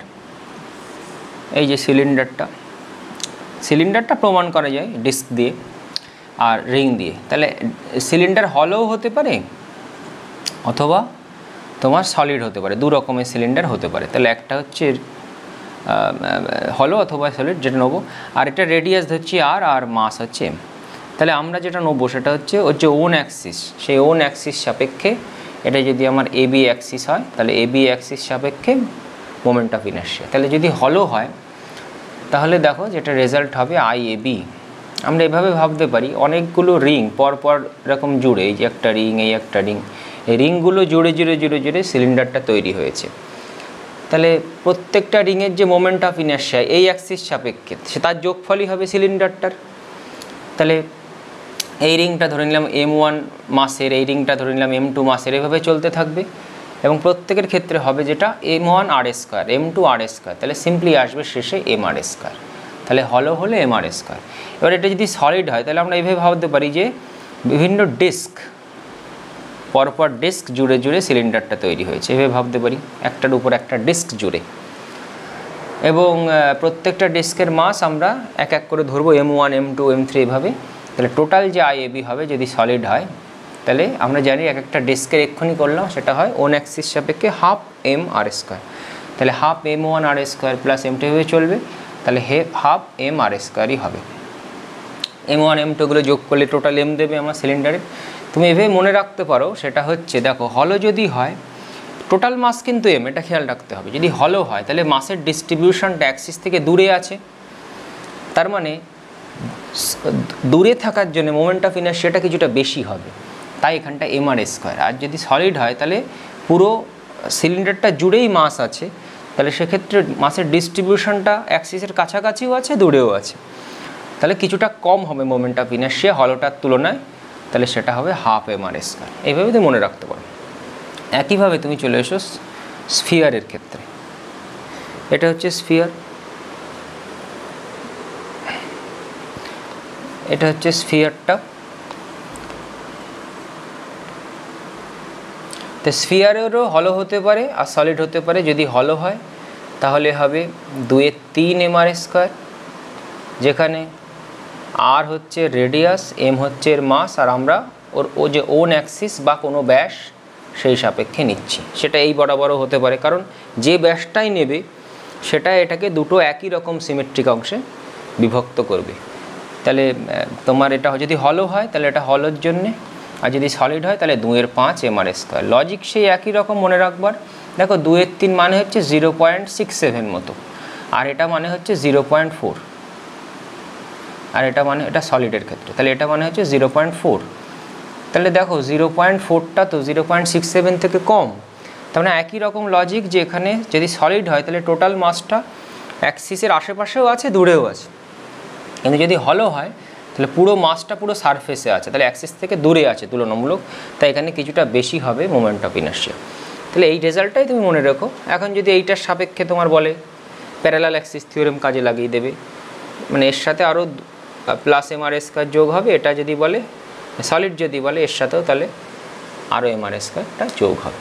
তাহলে এইগুলোই, এই যে কটা সিস্টেম আমাদের আছে এই সিস্টেম থেকেই পরীক্ষাতে দেয়। সিস্টেম আরও প্রচুর আছে কিন্তু সেসব পরীক্ষা আমাদের আসে না, এই কটা সিস্টেম থেকেই প্রশ্ন ঘুরিয়ে ফিরিয়ে দেয়। নেক্সট যে টপিকটা আছে সেটা হচ্ছে বেশ ইম্পর্ট্যান্ট, অ্যাঙ্গুলার মোমেন্টাম। তো আমরা লিনিয়ার মোমেন্টাম সম্বন্ধে পড়েছি ট্রান্সলেটরি মোশনের ক্ষেত্রে, যেটাকে আমরা পি ভেক্টর দিয়ে ডিনোট করি। তাহলে সেইটা সম্বন্ধে একটু আগে বুঝিনি। তাহলে কোনো একটা বডির ট্রান্সলেটরি গতি হচ্ছে, তার মানে রোটেটরি নয়, রোটেশনাল হচ্ছে না। তাহলে সেক্ষেত্রে দুটো ধরো বডি আমার কাছে আছে, তাহলে দুটো বডিকে যদি আমি একটা নির্দিষ্ট সময়ের মধ্যে থামাতে চাই ধরো, তাহলে যার পিটা বেশি ছিল তার ক্ষেত্রে আমার বেশি পরিমাণ ফোর্স ওর উপরে অ্যাপ্লাই করতে হবে ওই সময়ের মধ্যে, ওই নির্দিষ্ট সময়ের মধ্যে। তাহলে বোঝা যাচ্ছে মোমেন্টাম, লিনিয়ার মোমেন্টাম হচ্ছে এমন একটা রাশি যেটা মনে করায় যে তার গতীয় ক্ষমতা কতটা আছে, সেই ব্যাপারটাকে বোঝায় আর কি। মানে তাকে থামাতে আমার কতটা ফোর্স বেশি লাগবে কি না, এই সমস্ত। একই রকমভাবে অ্যাঙ্গুলার মোমেন্টাম হচ্ছে এরকম একটা জিনিস যেটা রোটেটরি গতির ক্ষেত্রে, রোটেশনাল মোশনের ক্ষেত্রে দুটো যদি বডি থাকে, ধরো দুটোকেই আমি থামাতে চাইছি একটা নির্দিষ্ট সময়, তাই রোটেশনাল মোশনকে নষ্ট করতে চাইছি, তাহলে সেই ক্ষেত্রে যার এল বেশি হবে তাকে আমার টর্কটা বেশি দিতে হবে কোনো একটা অ্যাক্সিস সাপেক্ষে। ঠিক আছে, এটা একটু মাথায় রাখো। এইবারে দেখো আমরা এর ক্যালকুলেশনটা কী করে করব। ক্যালকুলেশন দিয়ে প্রশ্নগুলো বেশি দেয়। ক্যালকুলেশন তিনটে ক্ষেত্রে আমরা অ্যাঙ্গুলার মোমেন্টাম ক্যালকুলেট করব। প্রথম হচ্ছে একটা পার্টিকেলের ক্ষেত্রে, particle having a rotational motion. Rotational motion করছে নিশ্চয়ই, তাহলে পার্টিকেলটা রোটেশনাল মোশন করছে সেই ক্ষেত্রে, তার মানে একটা পার্টিকেল রোটেশনাল মোশন মানে তার সার্কুলার মোশনকে আমরা বুঝবো। তাহলে এই যে সার্কেলে সেটা ঘুরছে, তাহলে এটা যদি ভি ভেক্টরে, এখানটা যদি ভি ভেক্টর হয় এটা, আর আর রেডিয়াসের যদি সার্কেলেও ঘুরে, এম ভরের যদি বডিও হয়, তাহলে এল যেটা হয় এল ভেক্টর সেটা হয় R vector cross linear momentum vector P vector. P ভেক্টরটা এই বরাবর আছে এম ভি ভেক্টর, তাহলে এটাকে আমরা লিখতে পারি R vector cross M V vector, তাহলে equal to M into R cross V. তাহলে আর এর ডিরেকশান দেখতে পাচ্ছ এটা, ভি এর ডিরেকশান এটা, তাহলে আর ক্রস ভি কোন দিকে হবে, আরটা এই যে এই বরাবর, তাহলে আর ক্রস ভি এই যে উপরের দিকে, তাহলে এই বরাবর হচ্ছে আমার এল এর ডিরেকশন। তাহলে এবার যদি মানটা নিয়ে একটু আলোচনা করি, দেখো তাহলে এল এর মান হবে এম আর ভি, আর ভি এর মধ্যে অ্যাঙ্গেল 90 ডিগ্রি, কারণ ভি হচ্ছে ট্যানজেন্ট আর হচ্ছে রেডিয়াস ভেক্টরটা, তাহলে এম ভি আর সাইন 90, তাহলে সেটা হবে এম ভি আর, এম ভি আর। তাহলে এটাকে আমরা সিম্পলি পি আর লিখতে পারি, এটাই হচ্ছে মান। অর্থাৎ লিনিয়ার মোমেন্টামের সাথে সার্কেলের রেডিয়াসের মান গুণ করে দাও, আমি অ্যাঙ্গুলার মোমেন্টামটা পেয়ে যাব। তাহলে এটা পার্টিকেলের ক্ষেত্রে। দেখো আমরা এমভিআরকে এভাবেও লিখতে পারি এম ওমেগা আর ইন্টু আর, তাহলে এটাকে লিখতে পারি ওমেগা এম আর স্কোয়ার। আর পার্টিকেলের ক্ষেত্রে এম আর স্কোয়ার হচ্ছে ওই অ্যাক্সিসের অ্যাবাউটে মোমেন্ট অফ ইনার্শিয়া, তাহলে এটাকে আমরা omega I, that is I omega লিখতে পারি। তাহলে দেখো এল ইকুয়ালটা আমরা লিখতে পারি আই ওমেগা। ঠিক আছে, তাহলে for particle L equal to যেমন আমার এমভিআর হচ্ছে তেমনি পিআর হচ্ছে তেমনি আই ওমেগা।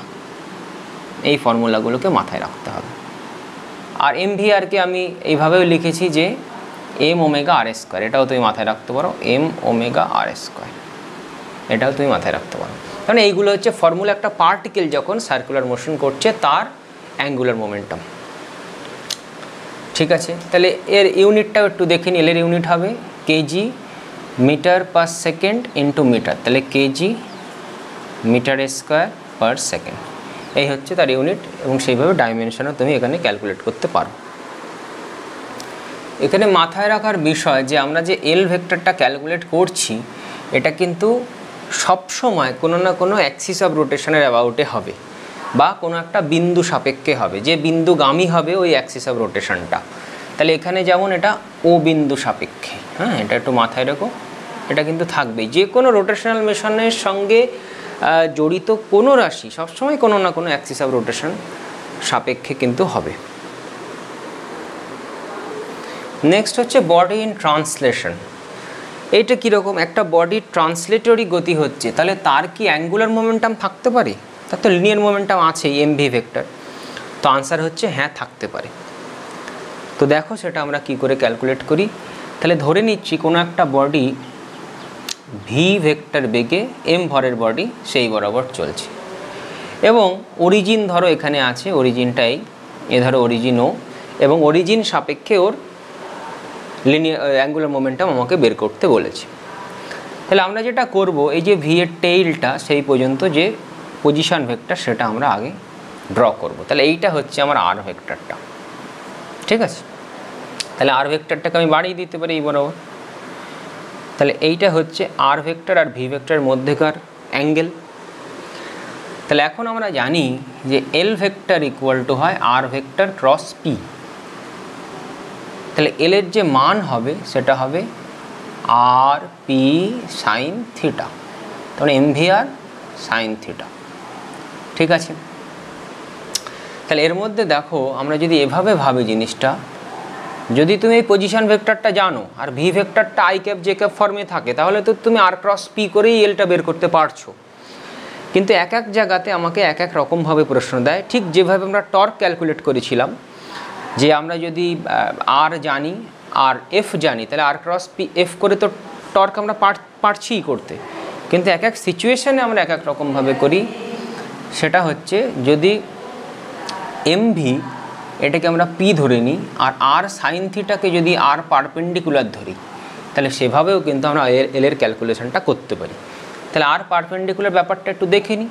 সেটা হচ্ছে ভি এর যে লাইন অফ অ্যাকশন, এইটা ভি এর লাইন অফ অ্যাকশন, এটা যদি থিটা হয় তাহলে এটাও থিটা, তাই তো?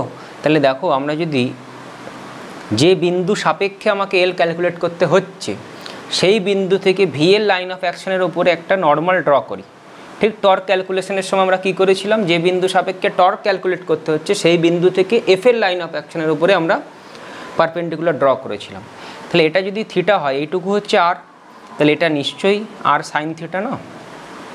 তাহলে আর সাইন থিটাকে আমরা আর পারপেন্ডিকুলার বলছি। তাহলে সেটার সাহায্যেও আমরা কিন্তু এলের মানটাকে ক্যালকুলেট করতে পারি। আর ক্রস পি তো বুঝতেই পারছি, এটা যদি আর হয় এটা যদি ভি হয় তাহলে আর ক্রস পি, তাহলে এই ক্লকওয়াইজ ঘুরছে ভেতরের দিকে হবে। তাহলে এই হচ্ছে আমার এলের মান। তাহলে এবার দুটো একটা প্রশ্ন করলে দেখো জিনিসগুলো আরও ক্লিয়ার হবে। একটা কোশ্চেন করা যাক, দেখো ওখান থেকে। ধরো একটা বডি ওয়াই ইকুয়াল টু 5 এই রেখা বরাবর 10 মিটার পার সেকেন্ড বেগে চলছে আর ওটা ধরো 5 কেজির একটা বডি। তাহলে ওয়াই ইকুয়াল টু 5 কোথায়? ধরো এই রেখাটা ওয়াই ইকুয়াল টু 5, তাহলে এই বরাবর বডিটা চলছে, তাই তো? আমাকে বলেছে অরিজিন সাপেক্ষে এলটা ক্যালকুলেট করো, এল ও। তাহলে আমি তোমাকে কি বলেছি এক্ষুনি, যে পি ইন্টু আর পারপেন্ডিকুলার, তাহলে পি কত, এম ভি 5 × 10 50, তার সাথে আমাকে আর পারপেন্ডিকুলার লাগবে, তাহলে ও যদি ওয়াই ইকুয়াল টু 5, সেটা যদি মিটারেই হয় তাহলে এই বরাবর চলতে থাকে, তাহলে অরিজিন থেকে ওর যে ওয়াই কোঅর্ডিনেট যেটা সেটাই পারপেন্ডিকুলার ডিস্টেন্স, তাহলে সেটা 5 হবে, তাহলে 250 K G metre square per second, এইটাই হবে আমার অরিজিন সাপেক্ষে অ্যাঙ্গুলার মোমেন্টামের মান। ঠিক আছে, আরও দুটো একটা কোশ্চেন দেখা যাক। ধরো আমাকে বলেছে প্রজেক্টাইল মোশনের ক্ষেত্রে, প্রজেক্টাইল মোশনটা আঁকি, তাহলে সেক্ষেত্রে বলছে বডি যখন ম্যাক্সিমাম পয়েন্টে আছে, অর্থাৎ এই পয়েন্টে আছে, তখন অরিজিন সাপেক্ষে ওর লিনিয়ার মোমেন্ট অ্যাঙ্গুলার মোমেন্টামটা ক্যালকুলেট করো। তাহলে দেখো যখন সর্বোচ্চ বিন্দুতে থাকে বডি, তখন এই বরাবর তার একটাই বেগ হয়, সেটা হচ্ছে ইউ কজ আলফা, এবং মাস হচ্ছে এম। তাহলে এই অরিজিন সাপেক্ষে যদি আমি এই বডিটার অ্যাঙ্গুলার মোমেন্টাম বের করতে চাই, তাহলে ওই ফর্মুলা আমি খাটাবো, এল ইকুয়াল টু এল ও সাপেক্ষে, তাহলে হবে পি ইন্টু আর পারপেন্ডিকুলার। পি কি, এম ইউ কজ আলফা, কারণ ওই বিন্দুতে একটাই বেগ আছে এই বরাবর, আর এইটার যে লাইন অফ অ্যাকশন সেখান থেকে যার সাপেক্ষে আমি অ্যাঙ্গুলার মোমেন্টাম বের করছি সেখান থেকে পারপেন্ডিকুলার নিতে হবে, তাহলে এইটা হচ্ছে আর পারপেন্ডিকুলার। তাহলে আর পারপেন্ডিকুলারটা ক্যাপিটাল এইচের সঙ্গে তো সমান, তাহলে ক্যাপিটাল এইচ ইকুয়াল টু হয় U square sine square alpha by 2g। তাহলে এইটাই হচ্ছে আমার ও বিন্দু সাপেক্ষে অ্যাঙ্গুলার মোমেন্টামের মান। এবার এটাকে হিসাব টিসাব করা যেতে পারে, কজ আলফা সাইন আলফা নিয়ে, একটা 2 নিয়ে সাইন 2 আলফা করা যেতে পারে। ঠিক আছে, যেখানে আলফা বেগে আলফা কোণে আর ইউ প্রাথমিক বেগটাতে আমি এটাকে ছুঁড়েছি প্রজেক্টাইলটাকে। তাহলে এই টাইপের কোশ্চেনগুলোকে কিন্তু মাথায় রাখতে হবে। তাহলে যেটা বলবার, যদি বডি ট্রান্সলেশনে থাকে তাহলেও কিন্তু তার অ্যাঙ্গুলার মোমেন্টাম থাকতে পারে। একটা জিনিস শুধু মাথায় রাখতে হবে, এমন বিন্দুর সাপেক্ষে অ্যাঙ্গুলার মোমেন্টাম থাকবে না যে বিন্দুটা ওর বেগের যে লাইন অফ অ্যাকশান সেই বিন্দুর ওপর অবস্থিত। তাহলে এই বিন্দুর উপর অবস্থিত হলে এই বিন্দু থেকে এর পারপেন্ডিকুলার ডিস্টেন্স 0 হবে, সেই জন্যে ওই বিন্দুর সাপেক্ষে কোনো অ্যাঙ্গুলার মোমেন্টাম থাকবে না।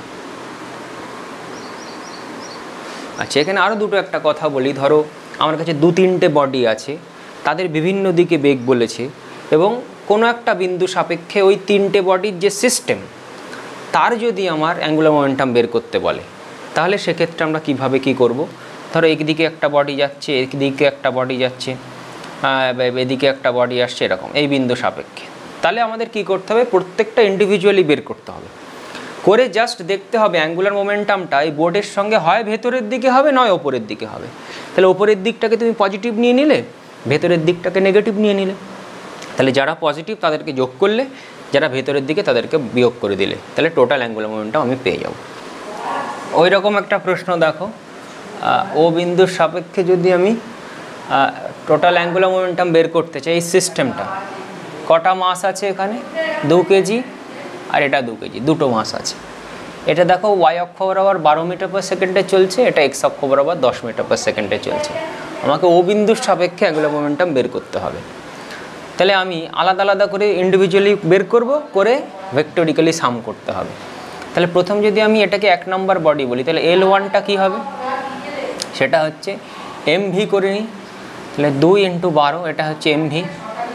আর এইটার যে লাইন অফ অ্যাকশান ভেলোসিটির ও বিন্দু সাপেক্ষে করব, তাহলে এর থেকে লম্ব ডিস্টেন্স আঁকতে হবে, তো লম্ব দেয়াই আছে × 5। ঠিক আছে, তাহলে এইটা হবে KG metre square per second. তাহলে এটা হয়ে গেল 5 × 2 = 10, 120 K G metre square per second. এটা হচ্ছে L1। এবার ডিরেকশনটা খুব ইম্পর্ট্যান্ট। আমি একটু আগেই বলেছি ডিরেকশন করবার জন্য কী করবে, যে বিন্দু সাপেক্ষে বলেছে সেই বিন্দু থেকে এই পর্যন্ত আর ভেক্টরটা এঁকে দিলাম, ভেলোসিটির টেইল পর্যন্ত তাকে বাড়িয়ে দিলাম। তাহলে এখানে আর ভেক্টরটা হচ্ছে এদিকে, আর আমার এটা আছে ভি ভেক্টরটা আছে এদিকে, এইটার জন্যই। তাহলে আর ক্রস ভি আমার উপরের দিকে হচ্ছে, তাহলে আর ক্রস ভি যে উপরের দিকে, তাহলে এটা আপওয়ার্ডকে আমরা এভাবে দেখাই। একইভাবে L2 যদি ক্যালকুলেশন করি, তাহলে দেখো এটা হচ্ছে 2 × 10 MV, আর এর লাইন অফ অ্যাকশনের মধ্যে ডিস্টেন্স 2 মিটার। তাহলে জাস্ট গুণ করে দাও, 2 × 2 = 4, 2 × 10 = 40, একবারে 40 K G metre square per second.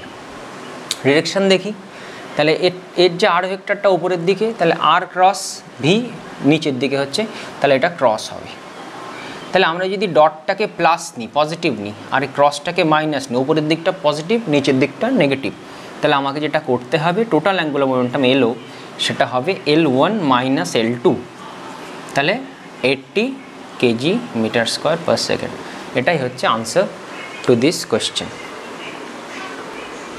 তো এটা আমরা করেছিলাম কি একটা বডির ট্রান্সলেশন হচ্ছে, তার ক্ষেত্রে অ্যাঙ্গুলার মোমেন্টাম। এবার করব আমরা 3 নম্বর যে কেসটা, সেটা হচ্ছে এক্সটেন্ডেড বডির ক্ষেত্রে।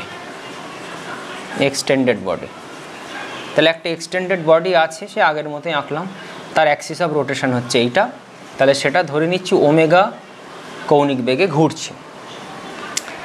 তাহলে এর ক্ষেত্রে তুমি যদি অ্যাঙ্গুলার মোমেন্টাম বের করতে চাও, তাহলে এর যে কনস্টিটিউয়েন্ট পার্টিকেলসগুলো আছে তাদের সব অ্যাঙ্গুলার মোমেন্টাম বের করে তার যোগ করতে পারো। এবার সবাই দেখো এখানে অ্যান্টি ক্লকওয়াইজ ঘুরছে, তাহলে এখান থেকে যারই আমি আর আঁকবো না কেন সবাই ওপরের দিকে এল দেবে, ঠিক আছে। আর ক্রস যদি আমি এমভি করি, তাহলে সেগুলো যোগ করে দিলে আমি যেটা পাবো সেটা হচ্ছে total I is equal to sum over M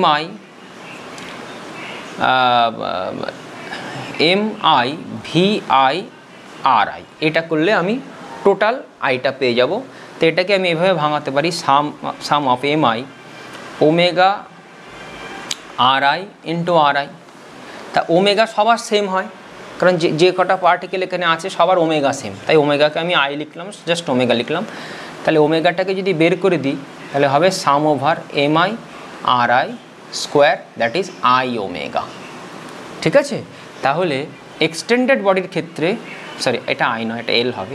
তাহলে এক্সটেন্ডেড বডির ক্ষেত্রে এলকে আমি লিখে দেবো আই ওমেগা, জাস্ট এটা মাথায় রাখতে হবে। তাহলে এক্সটেন্ডেড বডির ক্ষেত্রে L equal to I omega, যেখানে আইটা কি moment of inertia of that body about that Axis, যে অ্যাক্সিস সাপেক্ষে আমি এলটাকে নিচ্ছি। তাহলে যদি আমাকে বলে এটা একটা স্ফিয়ার এবং তার যে ওন অ্যাক্সিস এই সাপেক্ষে কি হবে, সে যদি ওমেগা কৌণিক বেগে ঘোরে, তাহলে তুমি জাস্ট বলবে 2/5 এম আর, সলিড যদি হয় স্ফিয়ারটা, তাহলে তুমি বলবে এল হবে 2/5 mr স্কোয়ার ইন্টু ওমেগা, ঠিক আছে। তাহলে এক্সটেন্ডেড বডির ক্ষেত্রে আই ওমেগা, পার্টিকেল যখন ঘুরছে তার ক্ষেত্রে এম ভি আর অথবা আই ওমেগা দুটোই, আর ট্রান্সলেটরি বডির ক্ষেত্রে তো আমি আলাদা করে দেখিয়ে দিলাম। তাহলে এইভাবে আমাকে অ্যাঙ্গুলার মোমেন্টামটা কিন্তু ক্যালকুলেট করতে হবে। নেক্সট হচ্ছে কনজারভেশন অফ এল। দেখো এফ ভেক্টরকে আমরা এভাবে লিখতে পারি নিউটনস লতে ডিপি বাই ডিটি। তাহলে যদি এফ ইকুয়াল টু 0 হয়, যদি এক্সটার্নাল বাইরে থেকে যে ফোর্স দেওয়া হচ্ছে সেটা যদি 0 হয়, তাহলে পি হবে কনস্ট্যান্ট, পি হবে কনস্ট্যান্ট জানি আমরা। ঠিক একইভাবে এর অ্যানালোগাস যে ইকুয়েশন রোটেশনাল মোশনে আছে, সেটা এফ এর জায়গায় লিখবো টাউ, পি এর জায়গায় লিখবো এল, এটার জায়গায় টাইম, টাইমের অ্যানালোগাস টাইমই হবে। তাহলে এখান থেকে যদি টাউ আমি 0 দিই, তাহলে এখান থেকে এল হবে কনস্ট্যান্ট। তাহলে এইটাই হচ্ছে আমার conservation of angular momentum.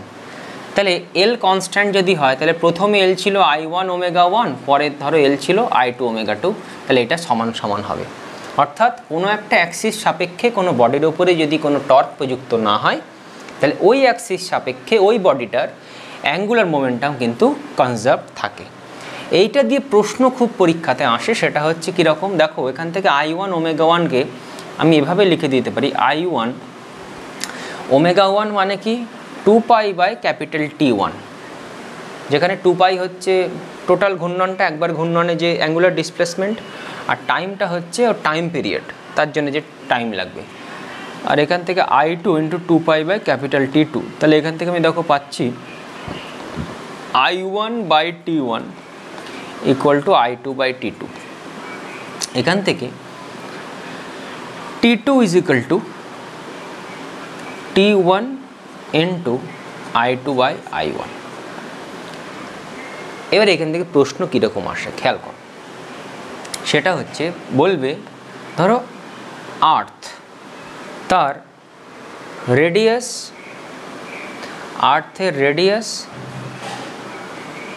And মাস সেটা হঠাৎ করে অর্ধেক হয়ে গেল, তাহলে দিনের দৈর্ঘ্যে কি পরিবর্তন হবে, এই টাইপের কোশ্চেন। এবার দেখো দিনটা যেটা হয় সেটা কিন্তু আর্থ তার অ্যাক্সিস সাপেক্ষে যে রোটেশনাল মোশনটা করে সেই জন্যই হয়। একবার সূর্যের সামনে আসে একটা সাইড, অন্য সাইডটা পেছনে চলে যায়। তো এইটা আমাদের এই ফর্মুলা দিয়ে ট্যাকেল করতে হবে, I omega equal to constant. তাহলে এখান থেকে T2 ইজ ইকুয়াল টু, তুমি আই ওমেগা দিয়ে স্টার্ট করতে পারো, আমি একেবারে বসাচ্ছি T2 is equal to T1 into I2 by I1। এবার T1 কি শেষে বসাই। I2 হচ্ছে পৃথিবী একটা সলিড স্ফিয়ার ধরতে পারি, তাহলে 2/5 m ড্যাশ r ড্যাশ বা m2 r2 স্কোয়ার, আর I1 ছিল 2/5 m1 r1 স্কোয়ার। আমাকে কী বলেছে, হঠাৎ করে অর্ধেক হয়ে গেছে, তাহলে m2টা হবে হাফ m1, r2টা হবে হাফ r2, তাহলে এগুলো তো কেটে যাচ্ছে, তাহলে হবে T1, এখানে হাফ বসালে m1 কাটছে আর এখানে হাফ বসালে 1/4, তাহলে 1/8 আসছে, তাহলে T1/8 তার মানে 3 ঘন্টা। তাহলে T2 যেটা হবে সেটা 3 ঘন্টা, অর্থাৎ একদিন আমার 3 ঘন্টায় তখন হয়ে যাবে। T1টা 24 ঘন্টা বসিয়েছি, ঠিক আছে। তাহলে এই টাইপের কোশ্চেন, অর্থাৎ যখন কোনো একটা প্ল্যানেটের নিজের মাস রেডিয়াস চেঞ্জ হচ্ছে তখন দিনের দৈর্ঘ্যে পরিবর্তন আসে, কিন্তু যখন বলবে এই প্ল্যানেটটা তার কক্ষপথের ব্যাসার্ধ অর্ধেক হয়ে গেল, তখন যে ঘুরে আসার প্রক্রিয়াটা, এই যে এইটা এখানে আছে সান, এই যে ঘুরে আসার প্রক্রিয়াটা, এইটা কিন্তু তোমার কেপলারের 3rd ল দিয়ে আমরা তখন করব। কারণ এই যে গতিটা সেটা সার্কুলার মোশন, সেটা রোটেশনাল মোশন নয়। রোটেশনাল মোশন হচ্ছে নিজের অ্যাক্সিসের সাপেক্ষে যেটা, সেটা এগুলোকে একটু মাথায় রাখতে হবে। আরও দেখো কিছু এখান থেকে উদাহরণ বলা হয়। আই ওমেগা কনস্ট্যান্টের একজন লোক আছে, সে একটা স্পিনিং টেবিলের ওপরে বসে আছে, স্পিনিং টেবিলের ওপরে বসে আছে, তাহলে সে হাতে দুটো ডাম্বেল নিয়েছে, নিয়ে যদি ডাম্বেল দুটোকে দূরে সরিয়ে দেয়, তাহলে মাসের যে ডিস্ট্রিবিউশনটা তাহলে অ্যাক্সিস থেকে দূরে চলে যাচ্ছে, তাহলে আইটা বেড়ে যাচ্ছে, আইটা বেড়ে যাচ্ছে, তাহলে আই ওমেগা কনস্ট্যান্ট রাখতে গিয়ে ওমেগাটা কমে যাবে, তার মানে আস্তে আস্তে ঘুরবে।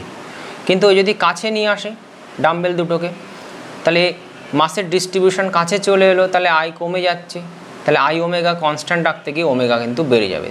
তাহলে কাছে ডাম্বেল আনলে সে জোরে ঘুরবে, দূরে নিয়ে গেলে সে আস্তে ঘুরবে। এই সমস্ত দিয়ে উদাহরণগুলো কিন্তু সব অ্যাঙ্গুলার মোমেন্টামের কনজারভেশন দিয়ে আসে, ঠিক আছে। আচ্ছা, আর দুটো একটা কথা এখানে বলবো, সেটা হচ্ছে তোমার মোমেন্ট অফ ইনার্শিয়ার একটা কথা বলতে একটু ভুলে গেছিলাম। সেটা হচ্ছে আইটা, আই যেটা আমরা মেজার করছিলাম সেইটা মিনিমাম হবে if the axis passes through centre of mass. এটা একটু মাথায় রেখো, তার মানে সেন্টার অফ মাস গামী যদি কোনো অ্যাক্সিস হয়, সেই অ্যাক্সিস সাপেক্ষেই কিন্তু আইটা সব থেকে কম, অন্য যে কোনো অ্যাক্সিস সাপেক্ষে আই তুলনামূলক তার থেকে বেশি হবে। তাহলে এই আমাদের হয়ে গেল। আমাদের লাস্ট পার্ট বাকি আছে এই চ্যাপ্টারে, সেটা হচ্ছে রোলিং মোশনটা, ওটা আমরা পরে ক্লাসে করে দেবো, ঠিক আছে।